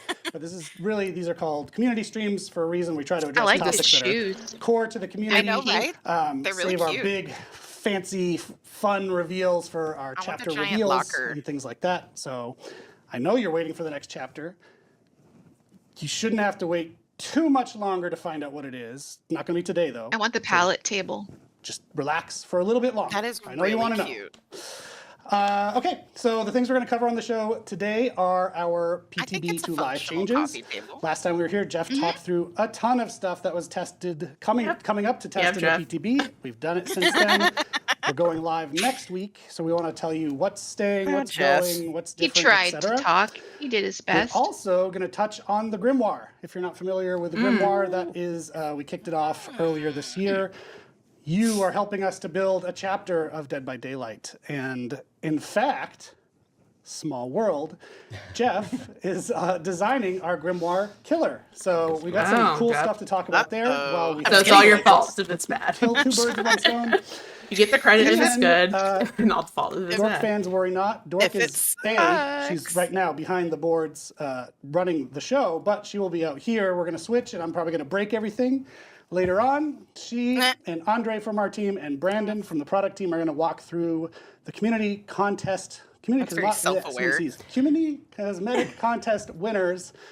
Tell you when they're coming with a roadmap. Tell you what some changes are, and etc. So that's our show for today. If it sounds good, stick around. If it doesn't sound good, go have a sandwich. All right. So Having I mentioned our popcorn. next. Yeah, have a sandwich. Man, No, I want a sandwich now. I had one right before. what if I'm not Probably a hungry? mistake. Right? Sandwich. I had So I Taco mentioned Bell. our next release is coming up. It is next week. It Nice is on choice. the 25th, right around the corner. Yeah, Tuesday. Tuesday. And as I said, we're going to talk in just a couple minutes what you can expect in that release. I did want to note, we all, you, but also us included, want more focus on bugs. That's kind of a through line through everything Yeah. right now that we're hearing, and totally feel you on that. I wanted to note, we looked at the bug count, the bug fix count, that's coming in the release next week, and it's almost double what was on the PTB build, which is nice. It's my time to shine. I have the clicker. Yes, it's Jeff You have the time. The power. ultimate Notes? It's not dude time, but it's Jeff. Yeah, no more No detail. more dude time. I got requests. I'm here in the middle. I did want to say, so I want to say something at the top of this segment because last show I said a lot of things. Well, I said a lot of things, but I said the same thing a lot of times that I really wanted people to test that PTB. People found that condescending, and it was not at all the intention. I talked about this on Twitter yesterday. Truly, truly, truly, I mean this. When I say, please test that, it's not, hey, go find bugs for us because we're not able to, because I know that's what people were going to. It's really that without the feedback of our players getting hands-on, because we see your feedback before it's there, but with your hands-on, that's where our team, the community team, can be best equipped to talk to the various internal teams when we make decisions about what goes live in the game. So I'm really sorry if it came across as condescending. I truly didn't mean it that way. I'm a wow. big believer in PTBs or PTS, depending on the type of game you play. I don't remember being offended by this. To inform when I the watched changes this that stream. actually go I live to the wasn't game. either, and I know but- there's a track record that people Yeah. have pulled on, like, well, but you've Yeah, done this why in are the y'all past, upset and I about totally this? get it. But I just wanted to say I can that up front, understand, 'cause, though, if to me, they're not fixing even if you stuff ever and meet you're me in like, oh, person, you it's just probably want the us first to thing I'll go tell you about is I'm find such a stuff for believer in ya. PTB as a tool for us to make what goes live in the game the best it can possibly be. So that's my moment of addressing that at the top of the show. And now It's I'll okay, hand it over Daddy to Jeff Pope. to I actually can't tell be you what angry you at want to hear. you. Shoot. I mean, to be fair, I think it's a good point because, as I always remind people, we don't make the game for ourselves, we make it for the players, and ultimately, if the players don't like the game, What? it's not great. So PTB testing is amazing. All right, so Excuse today me. I have some PowerPoint slides. I don't know if we'll show them all because it's mostly just text. There Oh, aren't he really brought any PowerPoint. visuals today. I don't have any Maybe all the little notes. drawings of Skull Merchant or anything like that. I'm disappointed. But I do have some Oh, important points. I was here for the So, The Skull PTB Merchant. Live, the Skull what's next? Merchant pictures. Okay. The burning question, what is going live? I know it's been kind of like radio silent for a couple of Absolutely days nothing. / weeks. Yeah, maybe. So here's the big reveal. So the camping reduction is going live with some small adjustments. And Okay. I'll go over So that we're in still the doing next camping. slide. Would've been The slugging reduction hilarious is if not it just going said live. nothing. And the Wow. tunneling There's reduction nothing wrong with is that not one. going live. Oh gosh. So Yeah, camping. the And actually, slugging if I can jump one in before, was we're fine. going to get to pallets in a second as well. That wasn't actually part of the PTB changes. It was already Yeah. live, but we're going to address that in a minute too. So Okay, so they're going to talk about Okay, so camping is going in. They just mentioned something about pallets. I guess the pallet density update. So Palette density update. well, because Yeah. Okay. I saw a video on YouTube. I think it was D-Strike that they updated pallets on some of the other maps in the PTB, like the game. But okay, let's see what they're doing for camping, because camping's what they're keeping in but changing. The pallet density, yeah. It's been a hot topic. Yep. So for camping, survivors will still see each other's resolve bars when they are hooked. Okay, that's good. So that was very liked across the board. So that's going live. The resolve bar fills up faster the longer the killer stays within range. That's still the same as PTB. However, we are reverting the range increase. So Oh, on the man, PTB was don't do increased that. to 20 meters. We're I'm bringing okay it back with down that. to Yeah. 16 meters. There was some concerns. I like 'Cause I'm such a longer raised by camper. A lot of you that Nah. it would be unfair to all the killer your in some fault. situations. So we're fault. just bringing it back to Got what it was proxy before. camp. Just kidding. So why not the rest? So Okay, let's slugging listen and to this. I'm tunneling. curious. So after a second round of testing, we found that the features did not meet the minimum positive impact that we hoped they would have. And What? frankly, and just simply put, there was a lot of negative feedback about it. And it's very hard to justify moving forward with something in the live game when the feedback is negative that badly. So that's why it's not going live. So what's next? There's 3 things I think I want to mention. So we understand that tunneling is still a frustrating situation to be in. So one thing that we will try is to increase the base kit endurance and haste to 15 seconds. So it's 5 seconds longer than what's on live right now. Okay. And we will be reviewing how MMR is calculated. So we think that by making adjustments there, we could see a reduction in those types of strategies, which means we'll require less drastic changes in terms of like the base game itself. And then the last thing on this topic is that we have started the process of looking at how to improve the first-time user experience. So how new players are onboarded into the game and the things that we teach them and show them and all those things. It's a process that started. There's no ETA. There'll be more details in the future. I can't tell you when, but we have started looking at it, so it's very exciting. We can't tell you anything. Next. Okay. I'm just gonna pause it here. Okay, so they're keeping base camping mostly, except for the range. Let me back up a little bit. There we go. Here's the bullet points.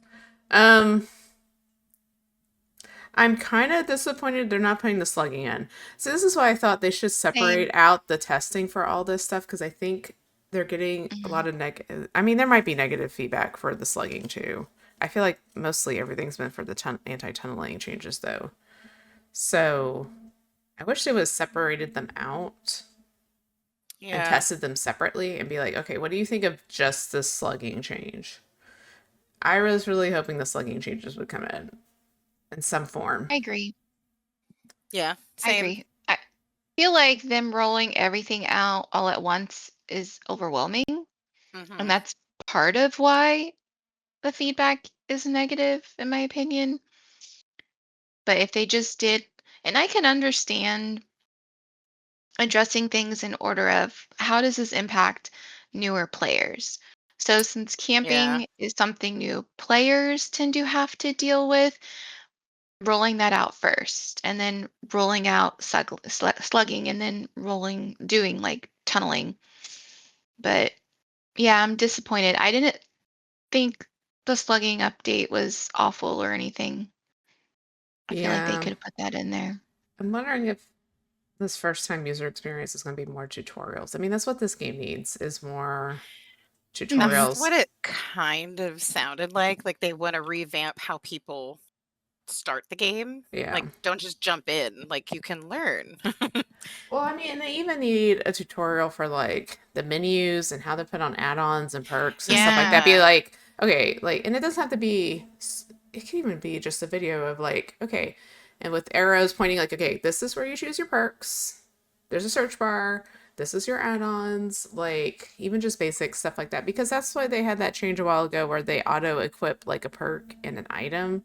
Because Mhm. apparently people were not doing that. Newer players were not doing that. Oh, yeah. But in this case, yeah, like we talked about when we recorded on Wednesday, like new players don't know what camping is. They don't know what tunneling is. They don't know you shouldn't be Mhm. doing these things as killers. So, yeah, you kind of need to tell them, like, this is what camping is. And you need to be, like, this far away from the hook to not fill up this bar. There needs to be more explanation because I just feel like so much knowledge on this game, you have to get it from outside sources. You got to get from under content creators and streamers because it's not explained anywhere when you open the game. Because I Even feel just like, visualizations of what like 16 meters from the hook is would be nice. Yeah, that would be amazing. yeah, just a Like a little graphic of circle. like someone on a hook and Okay, then yeah. put a circular Mhm. radius A around circle. Yeah. and be like, this is kind of approximately. I mean, you could do that like on a few maps just to give players an idea of like, okay, it's this far from the hook. Like, if you Yeah. know the maps, you can kind of tell like, okay, like you're this far away. You know, you're this far from the next like jungle gym and stuff like that, or main building. So Yeah.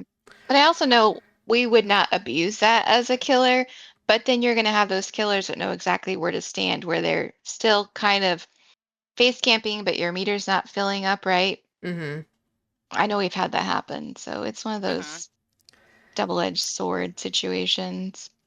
Well, I know we've always had, not always, but we've had trouble like, how far away do I need to be like for this to count? So I think that would be very helpful.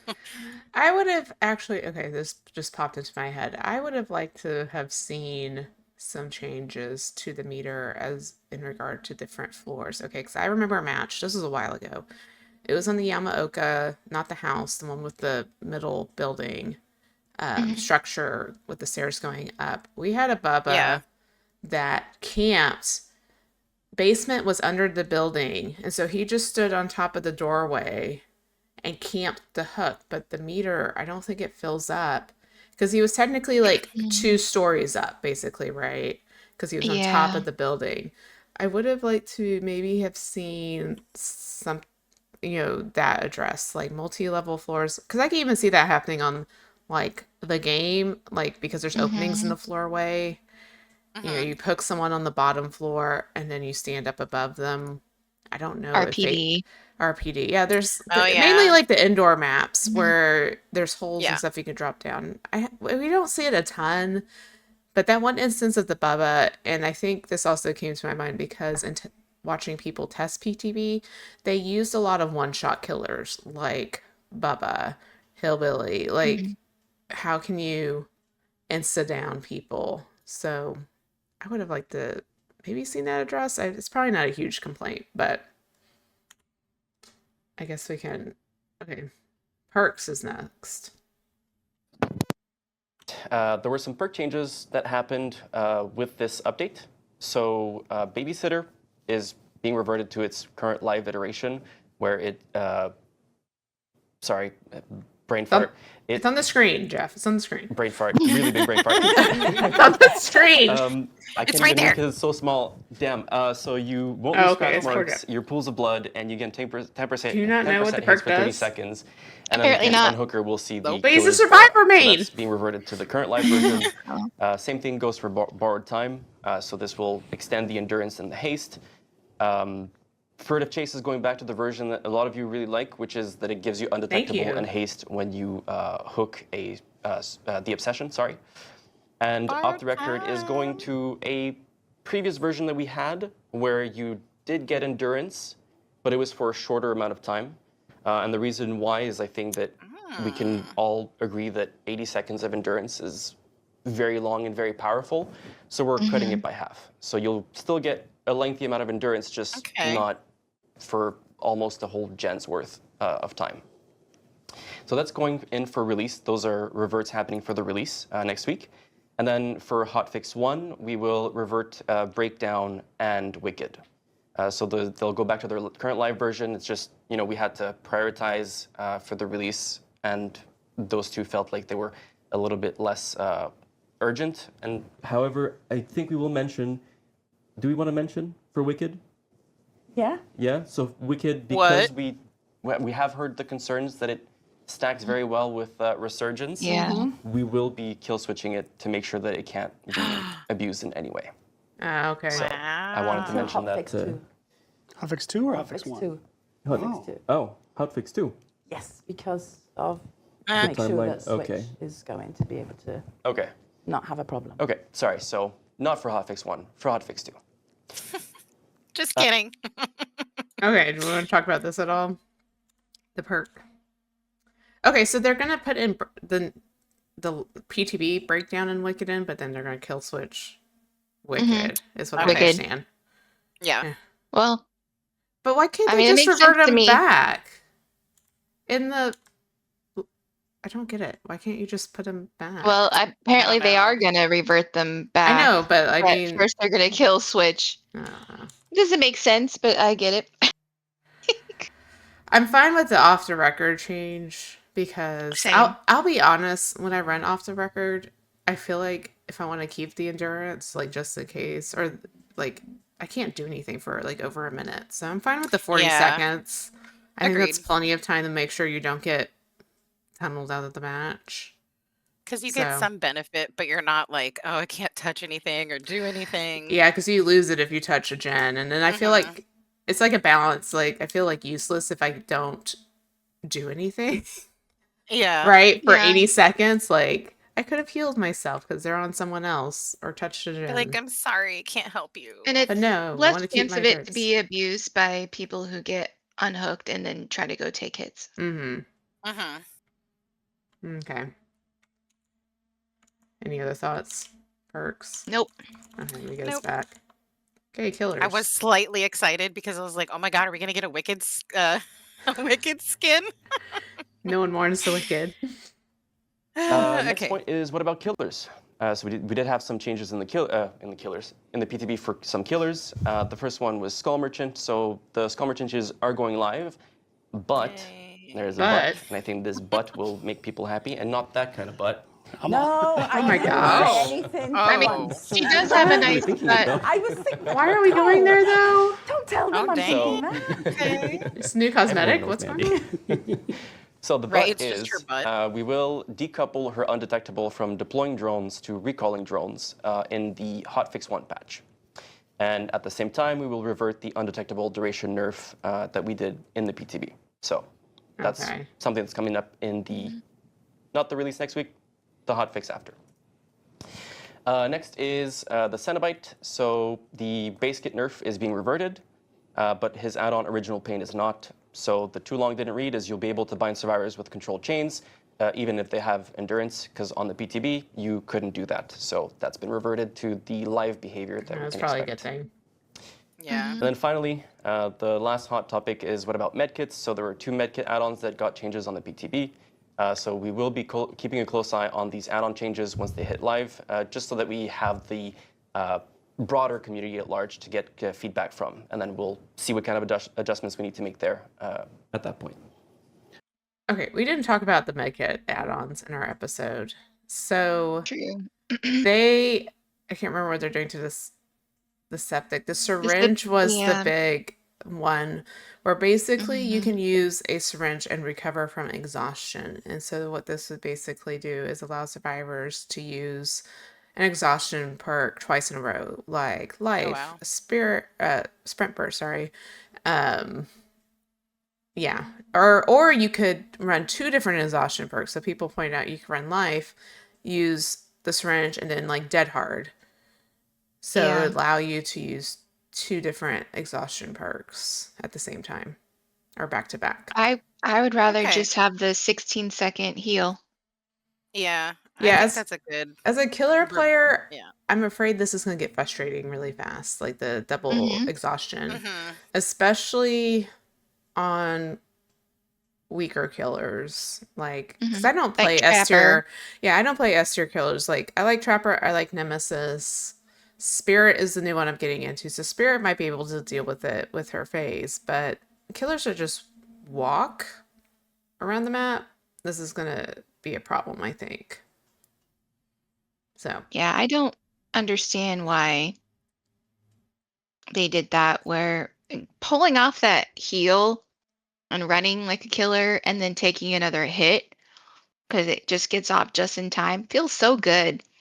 Mhm. But I don't think anyone wants to have someone, because Dead Hard is an exhaustion perk, right? Like to yes, do Yeah. 2 Dead Hards in a row. Yeah. yeah. Even I don't even think me, anyone who's wants like, that. give us more stuff to do, like as a survivor. I think that's a too much. Yeah, because this is like basically even if you're going against a high mobility killer like Blight, so you can use life to get away. He catches up, pop the syringe, and then you could use Dead Hard to take another hit. So it's just basically even if you might eventually go down, it's going to extend the chase.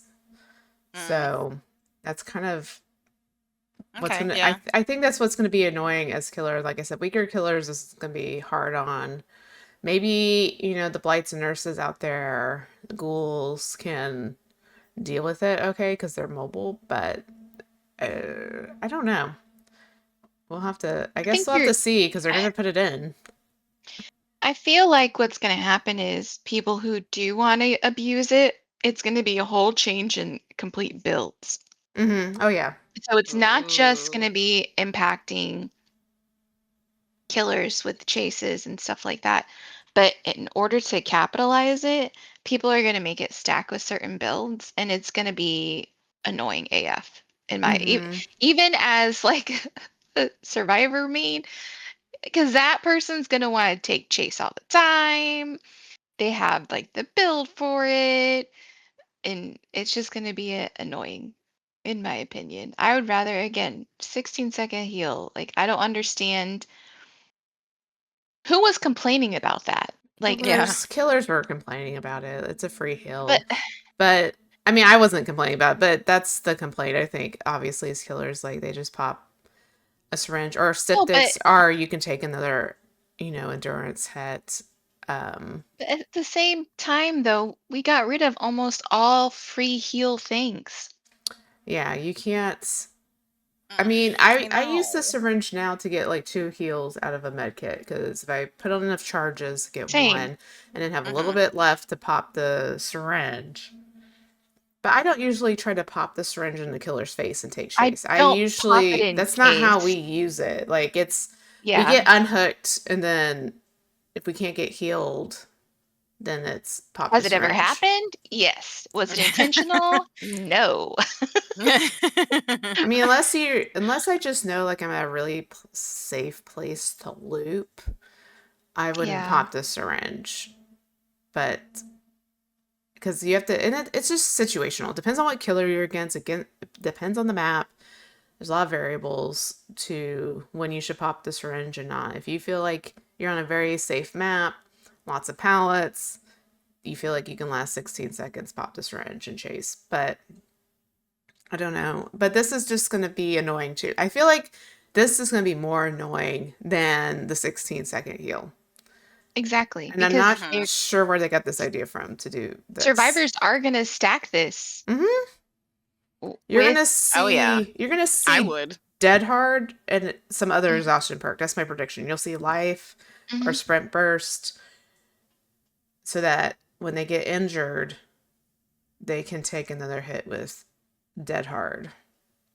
So extend the chase more. Use one exhaustion perk that's going to get you away, even overcome. So you take a hit and get injured, and then get distance, and then pop the syringe and use dead hard. Or you could just use the same exhaustion perk twice too. Twice. That's the thing. That's 2 why I'm sprint like bursts, double 2 dead hard. lives, double dead hards. Yeah. Double sprint burst would be awful. Ooh, I'm all like excited.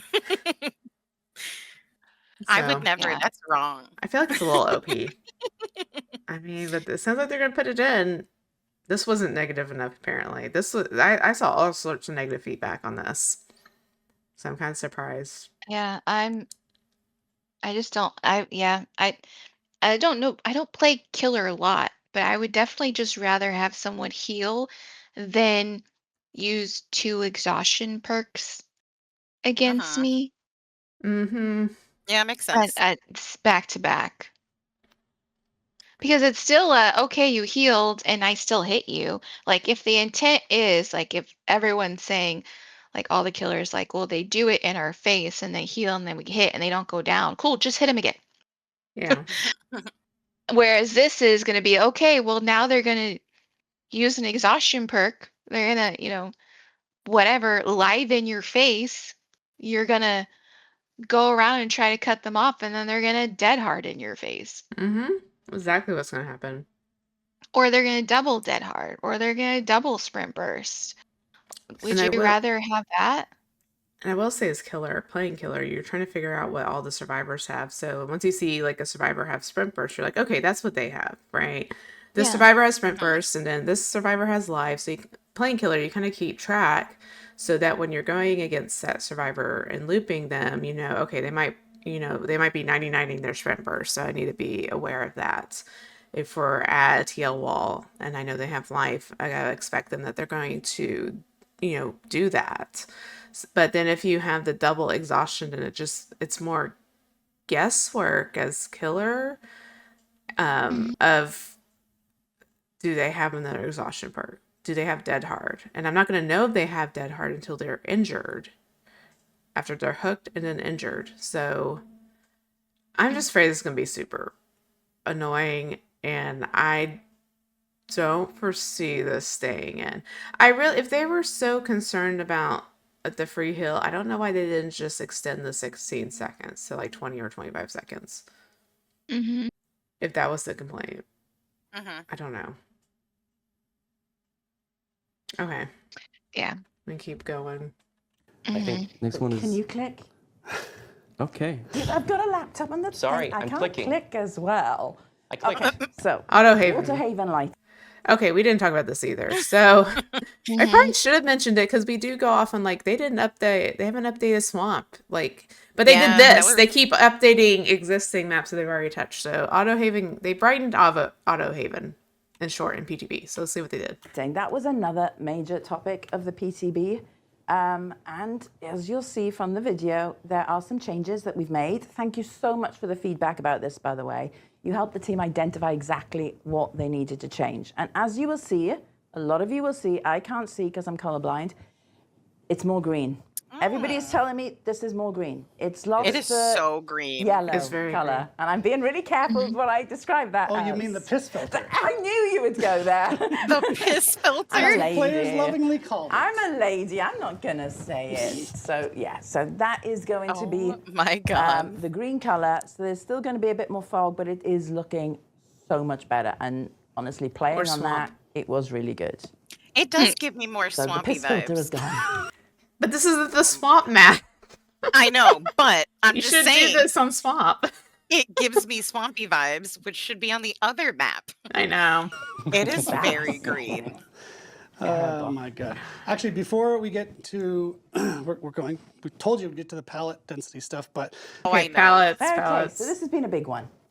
As you know, there was the changes that were made. These were not PCB. These were made in the last release. And we've done a lot of discussion with you on the forums and Reddit. And thank you so much for all the detailed God feedback, palette. the screenshots, everything that you've provided. That has really, really helped. We're not doing a full review of the palette density. We've identified specific areas. So some really strong God loops, Asylum, we're looking at you because that one was a big one. There was some insane loops on Asylum that got created. So those are gone. Those are going to be much weaker.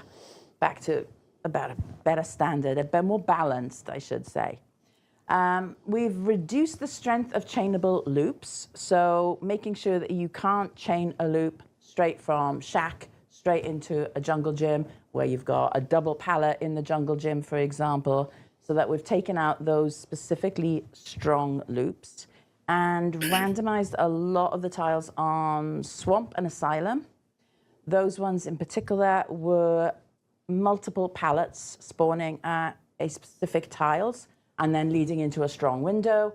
So we have taken care of those. So again, this is going to go live on Tuesday. Please, please, please test it and let us know exactly your thoughts on it.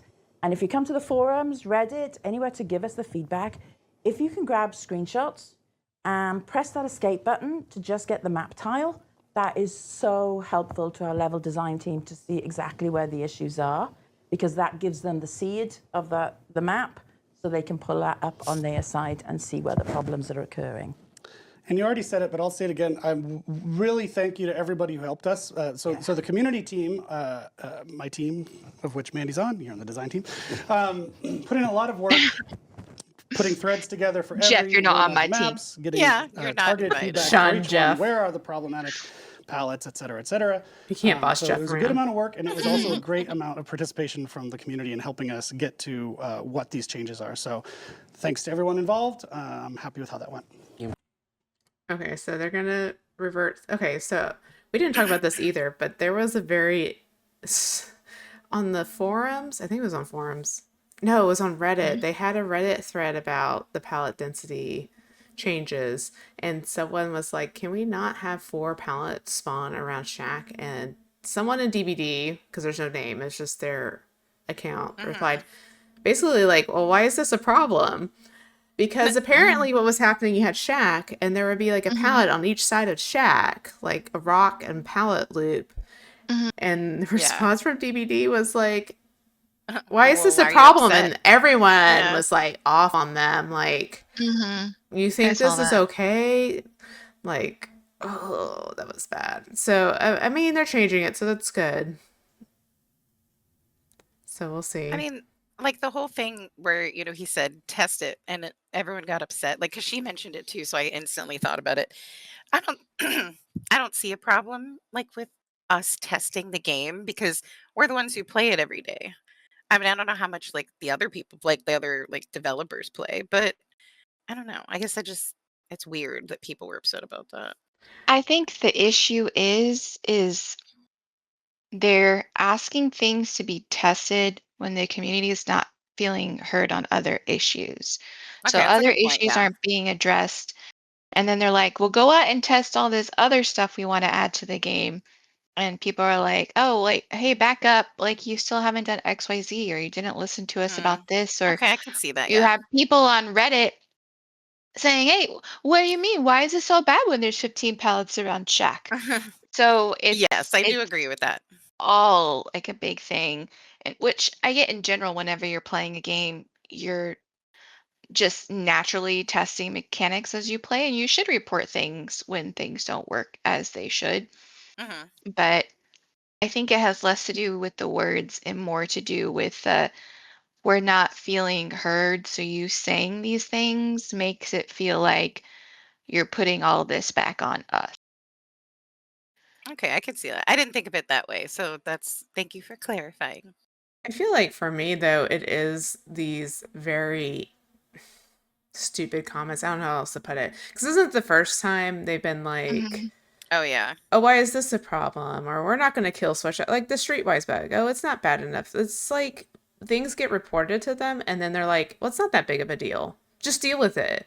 And that's been kind of the response on multiple issues in the past few years. And I think that's also why people are frustrated, because it's like, you want the feedback, but when we give you the feedback, you're like, it's not serious enough. Like, even Yeah, with they need. serious perk bugs, like the Streetwise bug that wasn't that long ago, you know, it's like, well, it's not bad enough. Just killers, just deal with survivors Yeah, just suck it having up. unlimited charges on any item they have. Just multiple heals, do multiple gens with the tool. This is one toolbox. Yeah, it's totally fine. And I think that's also where a lot of the negativity comes from too, because they make some like insensitive comments that show that, again, do they know their own game? Do they know how even like one perk being bugged can impact like the game, and that other players will abuse the bugs? We've seen that in the past. We have talked about the Merciless Storm bug that was like years ago that I'm still pissed off about because they never addressed it. They never Yeah. vocally yeah, like that was bad. apologized. It went on for over a month.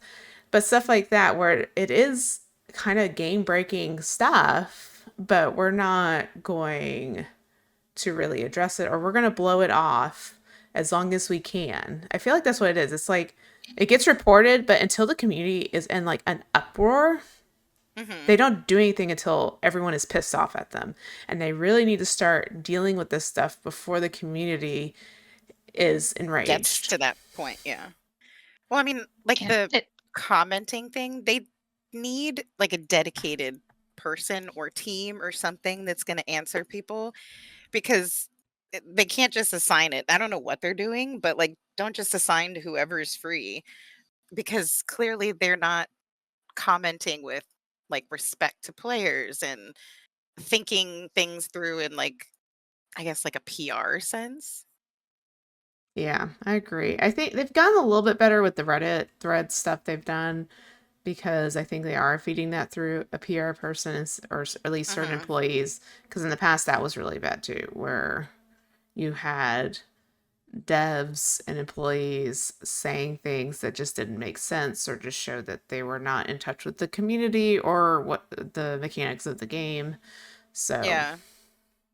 okay, but Yeah.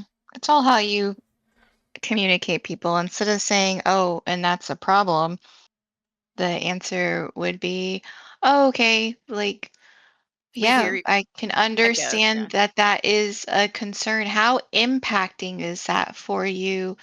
Like, they can say stuff like that. But when you have people, I have an example from work not too long ago where we were being criticized for something that we were doing. And I don't like when my team is being yelled at by people who are not doing my job.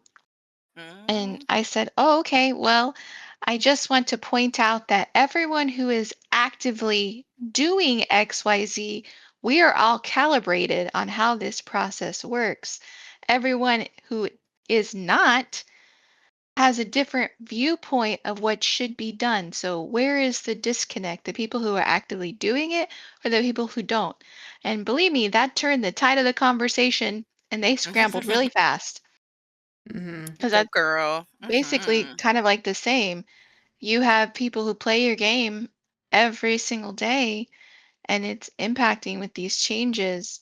And as much as you like might work on the game and be a creator, if you're not actively in it and playing it, then there's going to be a disconnect. And if you say stupid, like, like Mocking said, stupid stuff, the immediate reaction is, upheaval, and you're not listening, and it's negative. yeah. So, Okay, let's see. Where do they go next? After Yeah, right. palette. Where are we going? I know we've talked about all the tunneling. Now Importance palettes. of feedback.